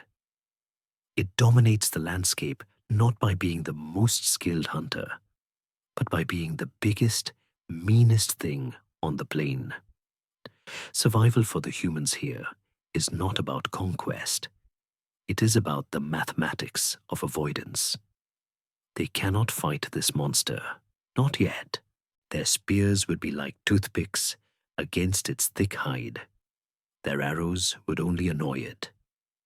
So they learn to live in the negative spaces of the bear's territory, finding the cracks and the corners where the giant does not go. They become masters of observation, watching the birds to see where the bear is moving, smelling the air for the heavy, musky scent of its passage, and moving only when the king is sleeping. It is a life of high-stakes hide-and-seek, a dance of shadows where a single mistake means death. We watch them navigating this chessboard, moving their camps frequently, never staying in one place long enough to leave a scent trail that Arctodus might decide to investigate. They are the mice living in the walls of the lion's den. And yet, even in this state of extreme vulnerability, the human mind is working, calculating, looking for the weakness in the armor. They notice that the bear is huge, and because it is huge, it needs a staggering amount of food to fuel its furnace. It is a slave to its own hunger. It cannot afford to waste energy. The humans, small and efficient, can survive on scraps, on roots, on the marrow of bones left behind by the giant. They begin to scavenge the scavenger when the bear has had its fill of a mammoth carcass and moves off to sleep. The humans dart in, quick and silent as shadows, to carve away the remaining meat, to crack the heavy bones for the rich grease inside, stealing the crumbs from the king's table. It is a dangerous game, but it keeps them alive. Over centuries, this relationship begins to shift. The humans are not just surviving, they are multiplying. Their bands are getting larger, their coordination tighter. They begin to monopolize the food sources that the bear relies on. They are faster at finding the carcasses. They are better at driving the herds away from the bear's ambush points. They are essentially outplanning the giant, using their social networks to create a famine of opportunity for the beast. The short-faced bear, for all its terrible power, is a solitary creature. It has no friends, it has no tribe. If it breaks a leg, it dies. If it cannot find food, it starves alone. The humans, however, are a superorganism. If one falls, others carry the load. They can afford to take risks that the bear cannot. We drift forward in time and see the balance tipping. The great bears are growing thinner, their ribs showing through their shaggy coats. The landscape is becoming harder for them to navigate because the food is disappearing before they can reach it. The 98-pound weaklings are starving the giant to death, not by fighting it, but by being everywhere it is not, by eating the world out from under its feet. It is a slow, quiet victory, a triumph of efficiency over raw power. The bear looks out over the valley, confused by a world that no longer obeys the rules of size, sniffing the air for a meal that isn't there, unaware that its reign is ending not with a roar, but with a whimper of hunger. The tragedy of Arctodus is that it was too big to change. It was a masterpiece of the Ice Age, perfect for a world of slow-moving giants, but it could not adapt to the fast, fluid intelligence of the new arrivals. It simply ran out of room. As the last of these monsters fades into the geological record, leaving behind only massive bones that will one day startle scientists in museum basements. The humans stand a little taller, their chests expanding in the new space that has opened up. They have faced the physical embodiment of terror and survived. But the Americas are vast, and the bear was not the only king. In the tall grass and the dappled sunlight of the woodlands, another specialist is waiting, a creature of precision and silence, armed with teeth that are not designed for crushing, but for slicing the very thread of life itself. The Smilodon, the saber-toothed cat, watches with golden, unblinking eyes, a specialized executioner that presents a different kind of riddle. A riddle that will require not just avoidance, but the disruption of an entire ecosystem to solve. If the short-faced bear was the sledgehammer of the Pleistocene, a weapon of overwhelming blunt force that crushed resistance through sheer mass, then the creature waiting in the mottled shadows of the tree line is the scalpel, a terrifyingly precise instrument designed for a single surgical act of violence. We drift now into the territory of the Smilodon, the saber-toothed cat, an animal that has haunted the human imagination perhaps more than any other, yet whose reality is far stranger and more fragile than the monsters of our nightmares. The air here in the brush is still, heavy with the scent of pine and the metallic tang of dried blood, and the silence is not empty, but pregnant with the possibility of sudden death. We spot the cat crouching in the tall ryegrass, its coat a tawny landscape of subtle spots that blend perfectly with the play of light and shadow, rendering it invisible until it moves. It is not built like the lions or tigers we know today. It is stockier, heavier in the shoulders, with forelimbs that look like they belong to a wrestler. Thick with muscle intended to grapple and hold, but it is the face that holds our gaze. The muzzle short and broad, dominated by those two incredible, impossible canines that curve down past the jaw like ivory scythes. They are 7 inches of serrated death. Weapons so large they seem to defy the mechanics of a mouth. Yet they are the key to the cat's existence, and ultimately, the key to its demise. To watch a Smilodon hunt is to witness a high-stakes gamble played out in seconds. It does not run its prey down over miles like a wolf. It waits. It relies on the element of surprise, on the world remaining static and predictable. When the moment comes, it is a blur of motion, a heavy, explosive bounce that knocks the prey off balance, followed immediately by the pinning of the victim with those immense forearms. Only then, when the struggle is contained, does the head strike downward, the mouth opening an impossible 120 degrees to drive the sabers into the soft tissue of the throat. It is an execution. The teeth slice through the windpipe and the carotid arteries in a single motion, bringing us death that is shockingly fast, a mercy born of mechanical necessity. But this specialization comes with a hidden vulnerability, a weakness that the humans, with their watchful eyes, begin to understand. The sabers are not made for crunching bone.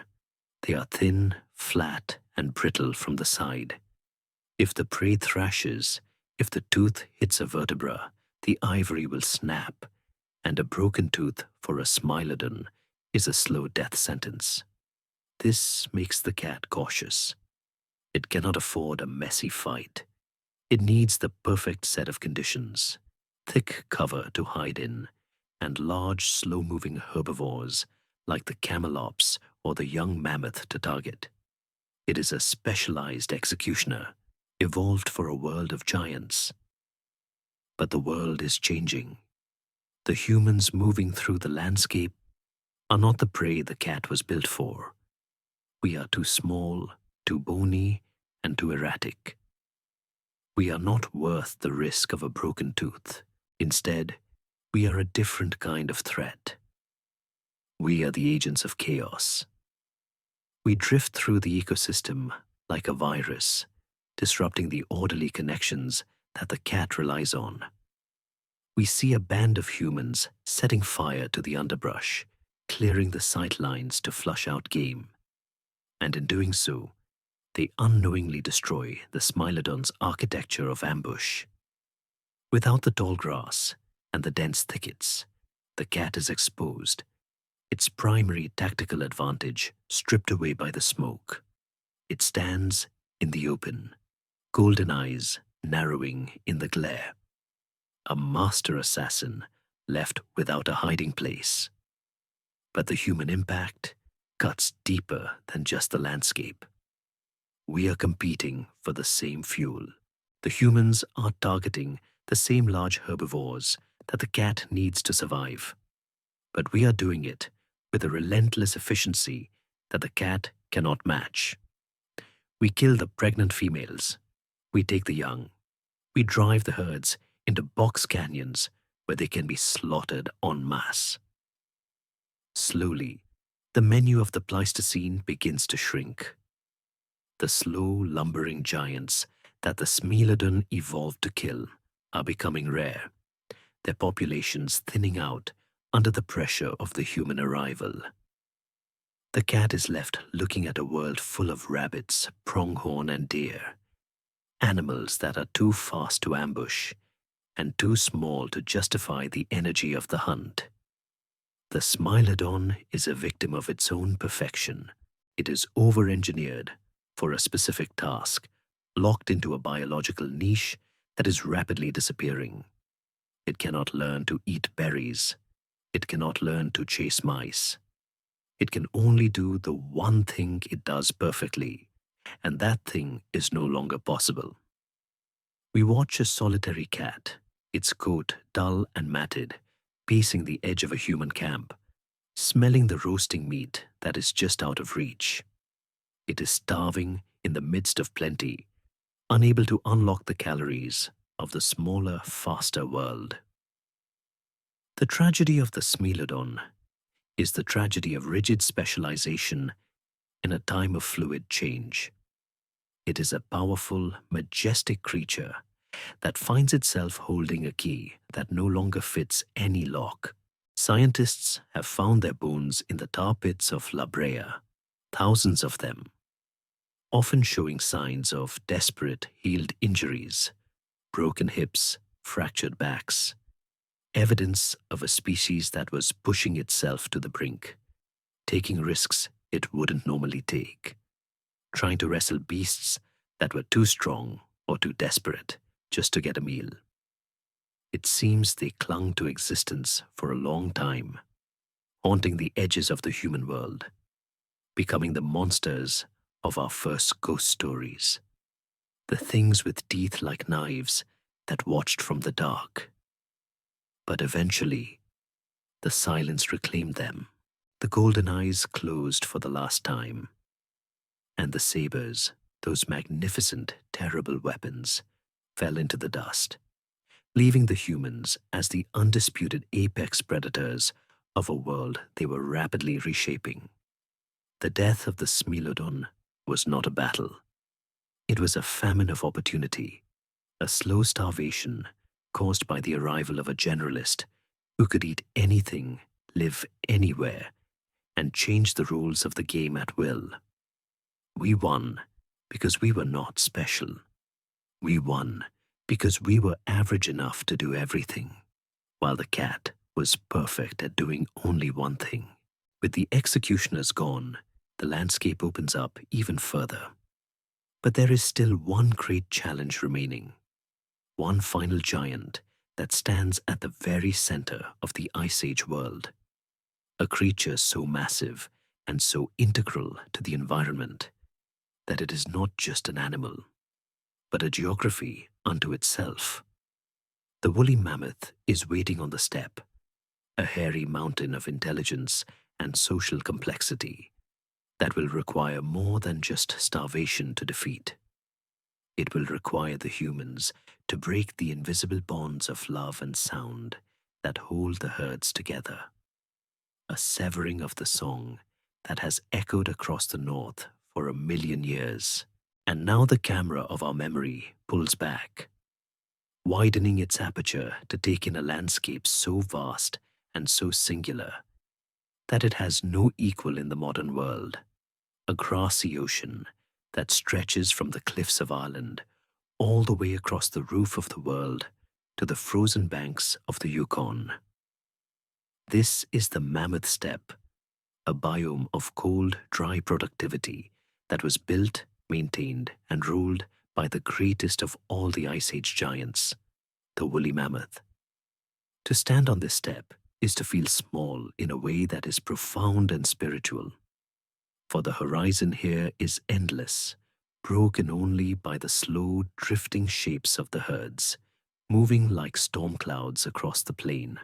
We approach one of these hairy mountains now, feeling the ground tremble rhythmically beneath our feet before we even see the creature clearly. The mammoth is not merely an animal. It is a geography unto itself, a fortress of flesh wrapped in a coat of coarse, dark hair that hangs almost to the ground, swinging with the heavy pendulum rhythm of its stride. It is an ecosystem engineer, an architect of the earth. As it walks, its massive curved tusks act as snowplows, clearing the drifts to expose the nutritious dried grasses beneath, allowing other animals, the horses, the bison, the reindeer, to feed in its wake. It knocks down saplings that try to invade the grassland, keeping the forest at bay, maintaining the open vistas that define this world. But the true majesty of the mammoth lies not in its size, but in its soul. Like their modern elephant cousins, these are creatures of deep emotion and profound intellect, bound together by a social network that is as complex and delicate as a spider's web. They live in matriarchal families, ruled by the oldest and wisest female, a grandmother who carries the mental map of the entire continent in her head, the location of every waterhole, every salt lick, every safe crossing of the river. And binding them all together is the song. It is a sound we cannot hear with our ears, an infrasound rumble that sits below the threshold of human hearing, a deep, resonant vibration that travels for miles through the frozen ground and the heavy air. To a mammoth, the steppe is not silent. It is a cacophony of voices, a constant, reassuring conversation between herds separated by great distances. "I am here," the rumble says. "The water is good, the danger is near. I am lonely." It is a sonic tether that keeps the world connected. But the humans, the small shivering figures watching from the ridge, have learned to listen to the silence that surrounds this song. We have become the static in their signal. The hunt for the mammoth is not just a physical battle, it is a dismantling of their society. The sapiens have realized that to kill a giant, you do not need to attack its body first. You attack its mind. We watch a group of hunters moving with a chilling, calculated purpose. They do not charge the herd. Instead, they target the connections. They isolate a young bull who has strayed too far, or worse, they target the matriarch herself. It is a cruel strategy, born of a desperate need for the immense calories that a single kill provides. Enough meat to feed a tribe for months, bone to build their huts, fat to fuel their lamps. When the matriarch falls, struck by the heavy flint-tipped spears, or driven into a pit trap by fire and noise, the library of the herd burns with her. The knowledge of the migration routes is lost. The social cohesion shatters. The survivors, confused and terrified, huddle together, their infrasound calls screaming into the void, waiting for an answer that will never come. The hunters use this confusion, this grief, to their advantage. They exploit the mammoth's own loyalty, knowing that the others will not leave the fallen body of their leader, making them easy targets for the next wave of spears. It is a severing of the song, a systematic breaking of the bonds that allowed these giants to survive the harshness of the ice. We see the great beasts falling one by one, their tusks pointing skyward like ruined monuments, and with each death, the network grows quieter. The internet of the steppe is going offline. The humans are not evil.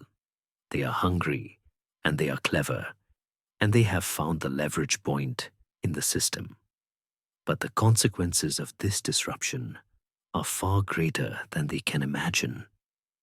As the mammoth populations fragment and fade, the landscape itself begins to die. Without the heavy footfalls of the giants to churn the moss and break the ice, the soil grows cold and acidic. Without the tusks to clear the snow, the grass chokes.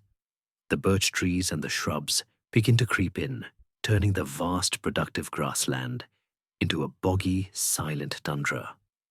The world is shrinking.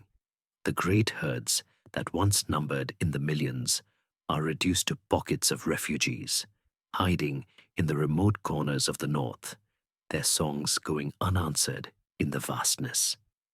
It feels like the end of an era, a dimming of the lights in a grand ballroom, the sapiens warming their hands by fires fueled with mammoth bone, wearing clothes stitched from mammoth hide, living in huts built from mammoth ribs, have literally constructed their survival out of the ruins of the giants. We are the inheritors of their tragedy. We drift over a kill site, now silent under a blanket of fresh snow, and we feel a heavy, somber weight in the air. The wind whistles through the ribcage of a fallen titan, a mournful flute playing a dirge for a species that was too loyal for its own good. They died because they loved each other, because they refused to abandon their dead, because they were bound by invisible threads that the humans learned to cut. And yet, there is a strange intimacy in this violence as well. We see a hunter touching the rough skin of the fallen beast, perhaps whispering a prayer of gratitude. acknowledging that this death means life for his children. There is a recognition that these were worthy opponents, fellow citizens of the ice who deserved a better end. The genetic ghosts of the mammoths are not inside us, but their absence is around us. Every time we look at the empty tundra of the north, we are looking at a ghost ecosystem, a landscape that is haunted by the shape of the creature that is missing. The silence of the Arctic is not natural. It is a void left by the silencing of the infrasound, the end of the great conversation. But the humans keep moving, pushing through this dying world, following the coastlines and the corridors that open up as the ice begins to melt, driven by that restless, insatiable curiosity. They have conquered the masters of the steppe, dismantled the social networks of the largest land animals, and now they turn their faces south, toward a land of heat and swamps, where a different kind of challenge awaits. In the shimmering mirage of the white sands, another giant is walking, a creature so strange and slow that it seems to belong to a different planet entirely. And here, the humans will engage in a hunt that looks less like a battle and more like a dance, a choreography of exhaustion that is preserved forever in the stone beneath our feet, far from the white sands and the cold steppe, in the humid emerald embrace of the Java archipelago. The story of human survival is playing out in a different key, a slow, melancholic fade, deeply entangled with the breathing of the forest itself. We are drifting into the final days of Homo erectus, the long walkers, the originals, who left Africa nearly 2 million years ago and made this island paradise their home. For eons, they were the masters of a landscape that looked very different from the dense jungle we see today. When they arrived, Java was a part of the mainland, a vast open woodland of savanna and rushing rivers, a place where the sun reached the ground and the deer grazed in herds that stretched for miles.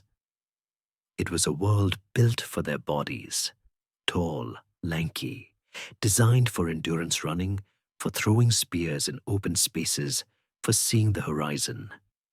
They were the great pioneers, the first to use fire, the first to care for the old, the first to feel the wanderlust that defines our lineage.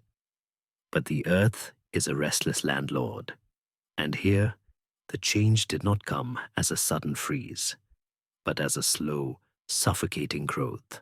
As the global climate warmed and the humidity rose, the open woodlands began to close. The great trees of the rainforest, with their massive buttress roots and towering canopies, marched across the plains like a green army swallowing the sunlight. The undergrowth became a tangled wall of vines and thorns. The horizon disappeared behind a curtain of leaves. To Homo erectus, this was not just a change in scenery. It was the end of their world. Their tools, the heavy hand axes that had served them for 1,000,000 years, were useless here. You cannot throw a spear in a bamboo thicket. You cannot run down a deer in a swamp. Their physical adaptations, so perfect for the open plains, became liabilities in the claustrophobic density of the rainforest. We watch a small group of them now, moving along a riverbank, the only open space left to them. They look tired. Their bodies are lean, their movements heavy, with the humidity that clings to them like a second skin. They are refugees in their own home, pushed to the edges of the water by a forest they cannot understand and cannot master. The tragic irony is that they are not dying because they are stupid. They are dying because they are too specialized, too deeply adapted to a world that no longer exists. They are conservative in the deepest sense, clinging to the old ways, the old tools, the old habits, even as the environment shifts around them. We see them trying to use their stone axes to chop at the wet, fibrous wood of the jungle. But the stone bounces off or gets stuck. It is the wrong tool for the job. They look up at the canopy where the monkeys and the birds live in a world of plenty. But erectus cannot climb like that. They are ground dwellers, locked to the earth, watching the food drift out of reach. There is a profound sense of confusion in their eyes, a bewilderment at a planet that has turned against them. They did not fail. The map changed underneath their feet. The last stand of Homo erectus happens here, at a place called Ngandong, on a terrace overlooking the Solo River. It is a mass grave, though not of war. The bones found here tell a story of a catastrophic event, perhaps a flash flood or a mudslide that caught the last dwindling population in a single, violent embrace, burying them together in the silt. But even before the flood, they were already ghosts. They had been isolated on this island for so long, cut off from the rest of humanity by rising sea levels, that they had begun to drift into a genetic twilight. Inbreeding, disease, and the relentless pressure of the encroaching forest had whittled them down. As we stand over the river, watching the water swirl past the spot where their skulls will one day be found, we feel a deep pang of sorrow for the long walkers. They were the most successful humans who ever lived, reigning for nearly 2 million years, 10 times longer than we have been here. They were the ones who blazed the trail, who proved that a naked ape could survive outside of Africa. And yet, they vanished, not with a bang, but with a slow surrender to the leaves. They couldn't imagine a way of life different from the one they were born into. They couldn't invent their way out of the jungle. It is a cautionary tale whispered by the wind in the palms. Adaptability is everything. The ability to let go of the past, to change your tools, to change your mind, is the only thing that saves you when the climate shifts. As the last erectus closes their eyes, listening to the scream of the cicadas and the rush of the river, the torch is passed. The world now belongs to the generalists, the sapiens, who are already moving through these same forests, using lighter tools, eating different foods, finding ways to live in the green maze that defeated their cousins. But the fading of the ancient lines is not over. Far to the west, on the very edge of the European continent, another lonely vigil is being kept, a final watch at the end of the world, in a cave in Gibraltar, overlooking the vast expanse of the Atlantic Ocean. The very last Neanderthals are gathering, retreating to the margins of the map, pushed by the encroaching ice and the encroaching sapiens, waiting for a dawn that will bring no relief. It is a scene of ultimate solitude, a farewell to a species that was our sister, our shadow, and our friend, now reduced to a single family, looking out at a sea that goes on forever. We leave the steaming, overgrown ruins of the Javanese rainforest and drift westward, following the path of the setting sun across a world that is growing older and quieter by the hour, until we reach the very edge of the European continent, where the great limestone rock of Gibraltar rises like a tombstone from the sea. It is here, in the cool, salt-sprayed shadows of Gorham's Cave, that the long story of the Neanderthals comes to its final, hushed conclusion. The year is approximately 28,000 years ago. Though the people huddled around the fire inside do not count time in years, they count it in tides, in heartbeats, and in the fading warmth of their own bloodlines. This is the last stand. The vast territory that once stretched from Wales to Siberia, a domain of ice and bison that they ruled for 200,000 years, has shrunk down to this single rocky promontory, a final fortress overlooking the Atlantic. We sit with them in the twilight, listening to the rhythmic crashing of the waves against the shore below, a sound that mimics the slow, steady erosion of their existence. There are only a handful of them left now, a family, perhaps two, clinging to the edge of the map. They are the last ones, though they do not know it. Or perhaps, in the deep, wordless intuition of the bone, they do. They look different from the proud, muscular giants we met in the north. They are leaner, their faces etched with the stress of a shrinking world, their eyes holding a profound, ancient sadness. The genetic pool has run dry here. We can see the signs of inbreeding in the slope of a jaw or the curve of a spine, the biological toll of a population that has been cut off from the river of humanity for too long. They are isolated, hemmed in by the ocean on one side and the encroaching dry plains on the other, where the sapiens, the new people, are moving in greater numbers every season. But here in the cave, there is still life, and it is a life of surprising dignity and complexity. Scientists have found evidence here that contradicts every brutish stereotype we once held. These last Neanderthals are eating roasted pine nuts. They are hunting seals and dolphins along the coast, adapting their diet to the sea in a final display of ingenuity. They are not giving up. We watch a woman, her hair streaked with the grey of the limestone, carefully threading a necklace of seashells, her thick fingers moving with a delicacy that breaks the heart. She is creating beauty at the end of the world. Why? Who is it for? There is no one left to impress, no neighboring clan to trade with. She makes it simply because she is human, because the need to adorn, to create, to mark the self against the void is a fire that burns until the very last breath. Deep in the back of the cave, where the shadows are thickest, we see something even more profound, a series of lines scratched into the bedrock, a hashtag pattern carved with deliberate, repetitive strokes.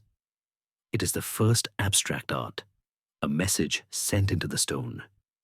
Is it a map, a tally of the days, a prayer? Or is it simply a statement of presence, a permanent, I was here, left by a mind that knew it was fading? It feels like a shout into the silence. The atmosphere in the cave is heavy with the loneliness of the species. They must remember the stories of the old days, when the valleys were full of their kin, when the smoke of friendly fires rose from every ridge.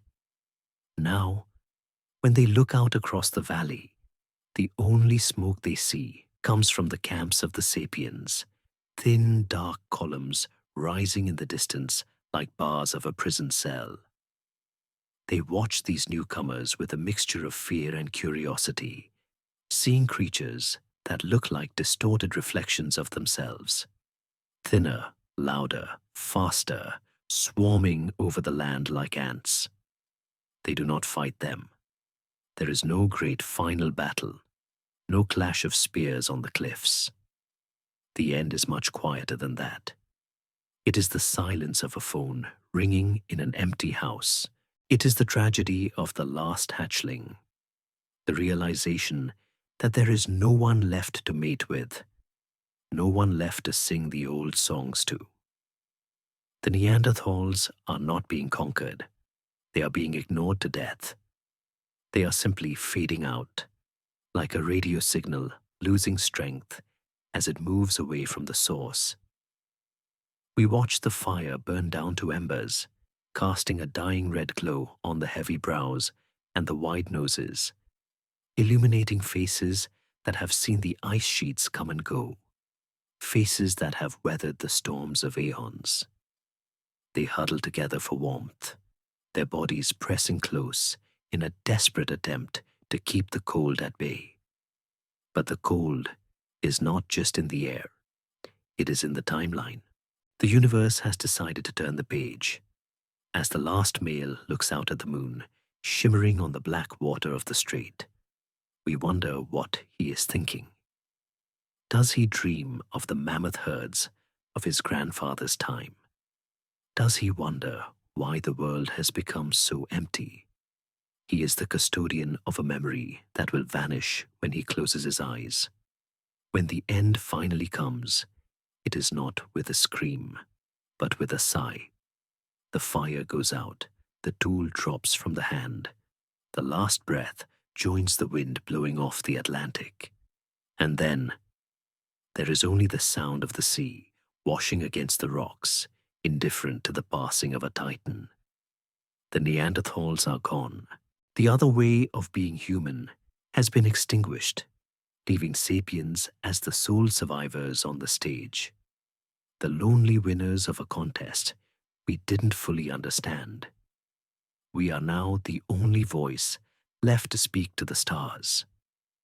The guilt of this solitude sits heavy in the cave, a ghostly resonance that lingers in the dust.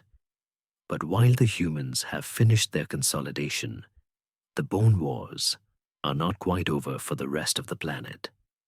Far to the north, in a place even more isolated than Gibraltar, a remnant of the megafauna is still holding on, defying the calendar and the climate.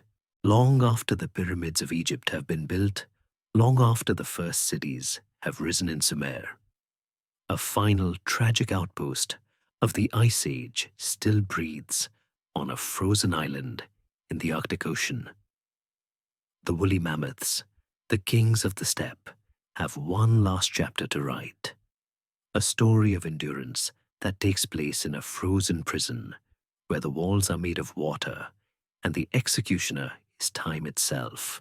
We drift now, carried by the high, cold currents of the jet stream, away from the tragic limestone cliffs of Gibraltar and the memory of the last Neanderthal, moving northward and eastward across a world that has changed almost beyond recognition.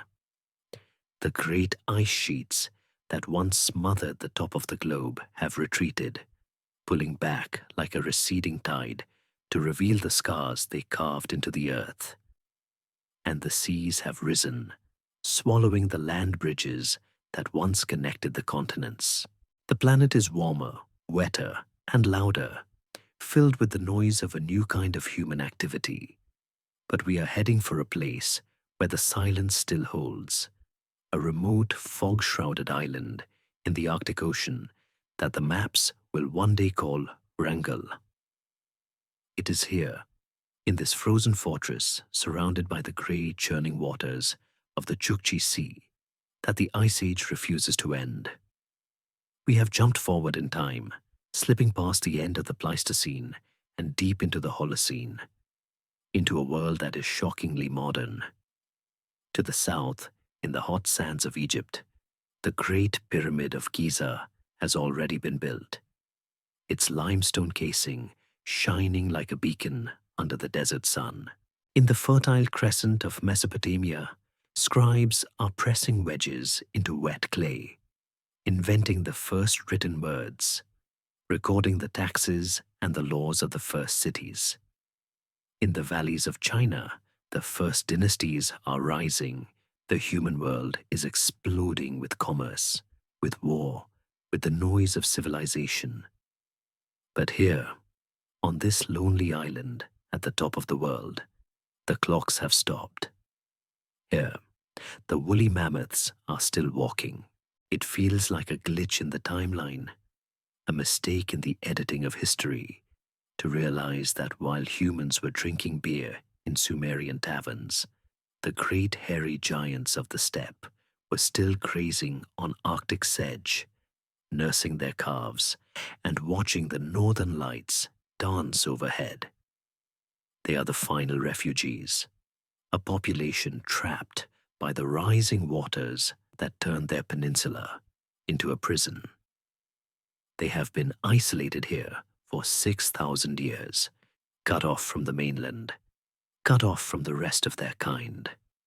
And in this isolation, we can see the slow, heartbreaking unraveling of a species. We drift closer to a small herd moving through the mist. And if we look with the eyes of a biologist, we can see that they are not the majestic titans of the mainland steppe. They are the ghosts of the past, worn down by the grinding reality of a closed loop. The gene pool here is a stagnant pond. There are no new fathers arriving from the south to refresh the bloodlines. There is only the same family tree, folding in on itself over and over again. Scientists call this mutational meltdown, a terrifying process where the genetic code, the instruction manual for building a mammoth, begins to crumble because there are not enough healthy copies left to fix the errors. We see it in their coats, which are strange and inconsistent. Some have lost the thick, wiry guard hairs and have a soft, satin fur that offers little protection against the wind, the result of a broken gene that they cannot purge. We see it in their behavior, a subtle confusion in the way they interact. It seems that they have lost the ability to smell the social perfumes of their kind. The genes responsible for detecting the complex urinary proteins that signal fear, love, or readiness to mate have been deleted by the random cruelty of chance. They are walking in a world that has become scent blind, unable to fully read the minds of their companions, lonely even when they are standing shoulder to shoulder. They are a copy of a copy of a copy, fading with each generation, yet they endure. There is a stubborn, quiet resilience in them that commands our respect. They do not know that they are the last. They do not know that the rest of their species vanished thousands of years ago. To them, this island is the whole world, and they are the masters of it. They dig for water in the frozen earth with tusks that are perhaps a little more brittle than before. They huddle together in the long, dark winter, their breath forming clouds that mix with the sea mist. It is a frozen prison, yes, but it is also a sanctuary, a final garden where the megafauna are safe from the spears of the sapiens, at least for a little while longer. The humans have not yet found this island. The seas are too rough, the distance too great for the skin boats of the Chukchi people to cross easily. And so, the mammoths live on in a borrowed time, a secret chapter of history that runs parallel to the rise of the pharaohs. It is a poignant image. The priest in Memphis chanting to the sun god Ra, while at the same moment, under the same moon, a mammoth matriarch rumbles a low-frequency call to a calf that is struggling to stand in the snow.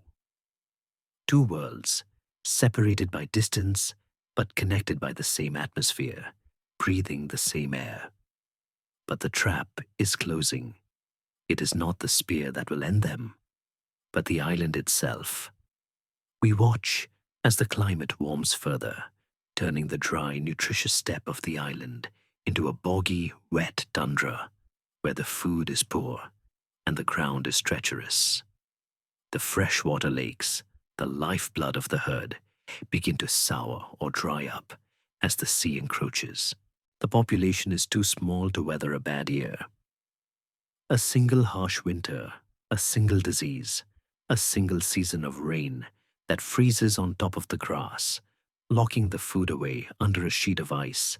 That is all it takes. The extinction debt has finally come due. We drift to the year 1650 BCE, a date so recent it feels like we could reach out and touch it. The final decline is quiet. There is no dramatic storm, no volcanic eruption. It is simply a silence that grows longer between the heartbeats. We see the last individual, perhaps a lonely bull, wandering the coastline, looking out at the white caps of the ocean.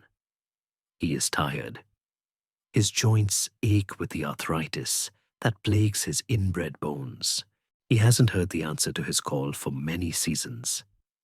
He lies down in a hollow of the earth, sheltered from the wind by a ridge of grey stone, and he closes his eyes. The sleep comes easily, a soft, heavy blanket of darkness that covers the pain and the hunger. When his breathing stops, the thread is finally cut. The woolly mammoth is gone.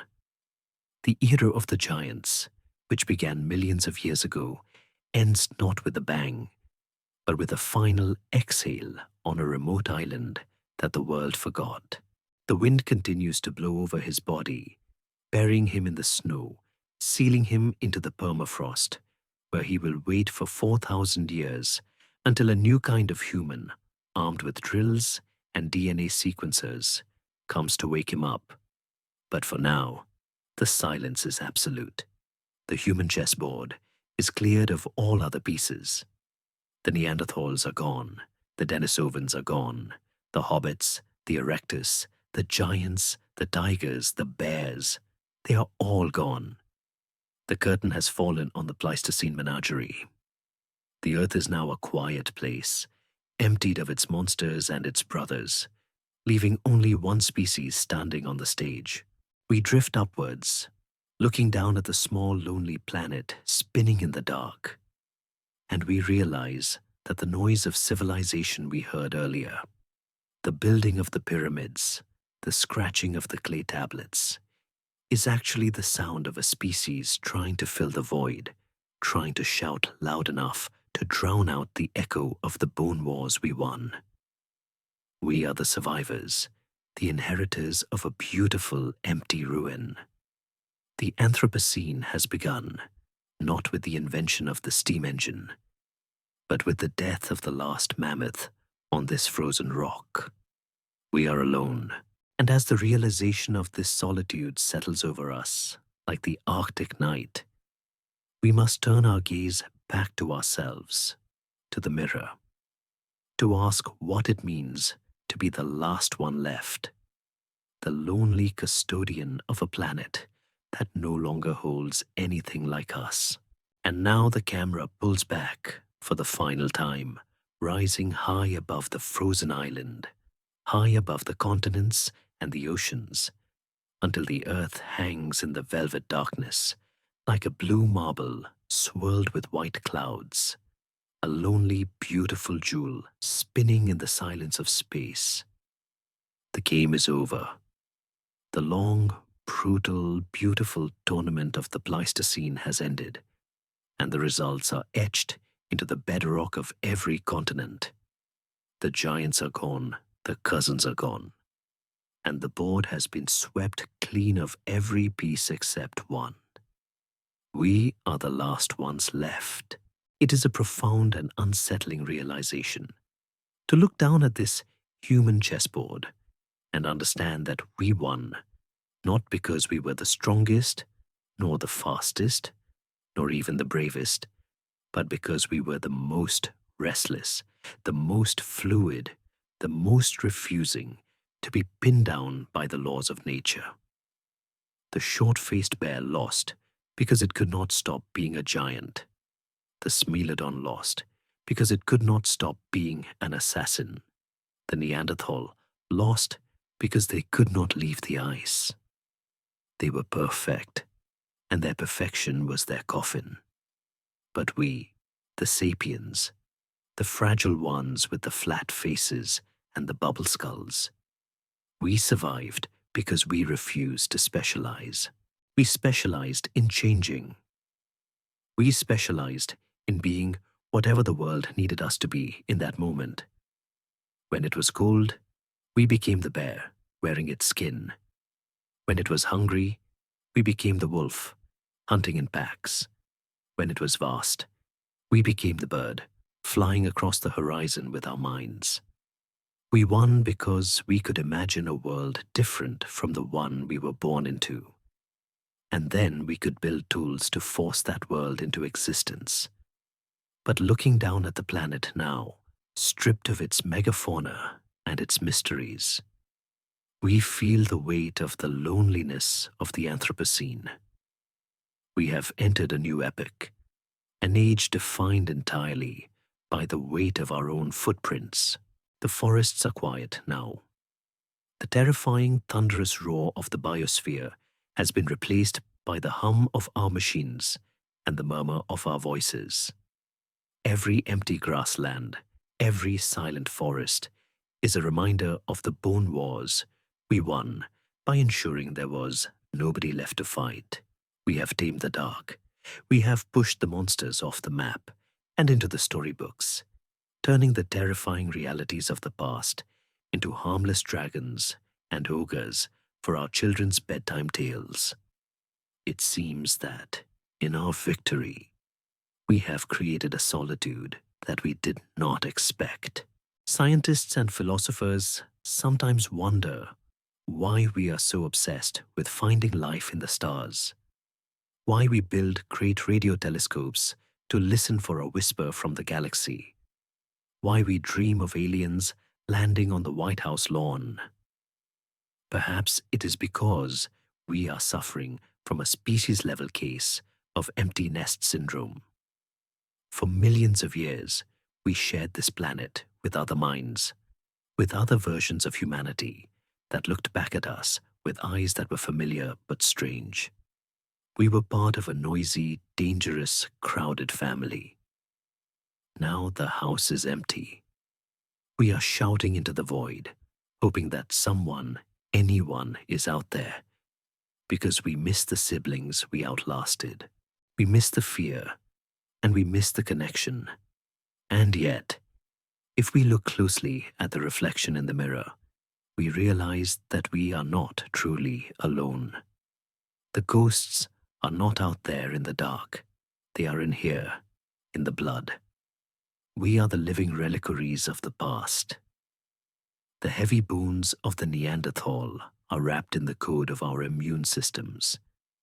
The high-altitude lungs of the Denisovan are breathing in the chest of the Sherpa climbing Everest. The wanderlust of the Erectus is driving the astronaut to Mars.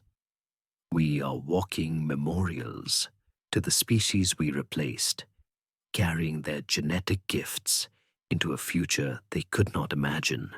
We are the sum total of every desperation, every romance, every invention, and every survival strategy that the genus Homo ever attempted. The giants are gone, yes, and we sit upon a throne of ruins, tasked with the terrifying responsibility of defining what it means to be human on a planet that no longer holds anything like us. There is no one left to check our power. There is no one left to compete with. We are the stewards of the garden we conquered. The guilt of the survivor is there, certainly. The knowledge that our rise came at the cost of so much beauty and diversity. But there is also a profound hope. For if we could change enough to survive the ice, to survive the monsters, to survive the volcanoes and the plagues, then perhaps we can change enough to survive ourselves. The story of prehistory is not just a story of death. It is a story of the incredible tenacity of life, of the way the flame passes from candle to candle, even in the strongest wind. We are that flame. We are the embers of the first fire at Kesem, still burning. We are the echo of the first story told in the dark. We are the arrow that is still in flight. As the camera fades, dissolving the continents into mist and the timeline into dreams, we are left with the simple, physical reality of your own body, lying there in the dark, breathing in and breathing out, a rhythm that connects you directly to the waterhole in Morocco, to the cave in Gibraltar, to the frozen island in the Arctic. You are the survivor. You are the result of 300,000 years of impossible odds. You are the one the ancestors were waiting for.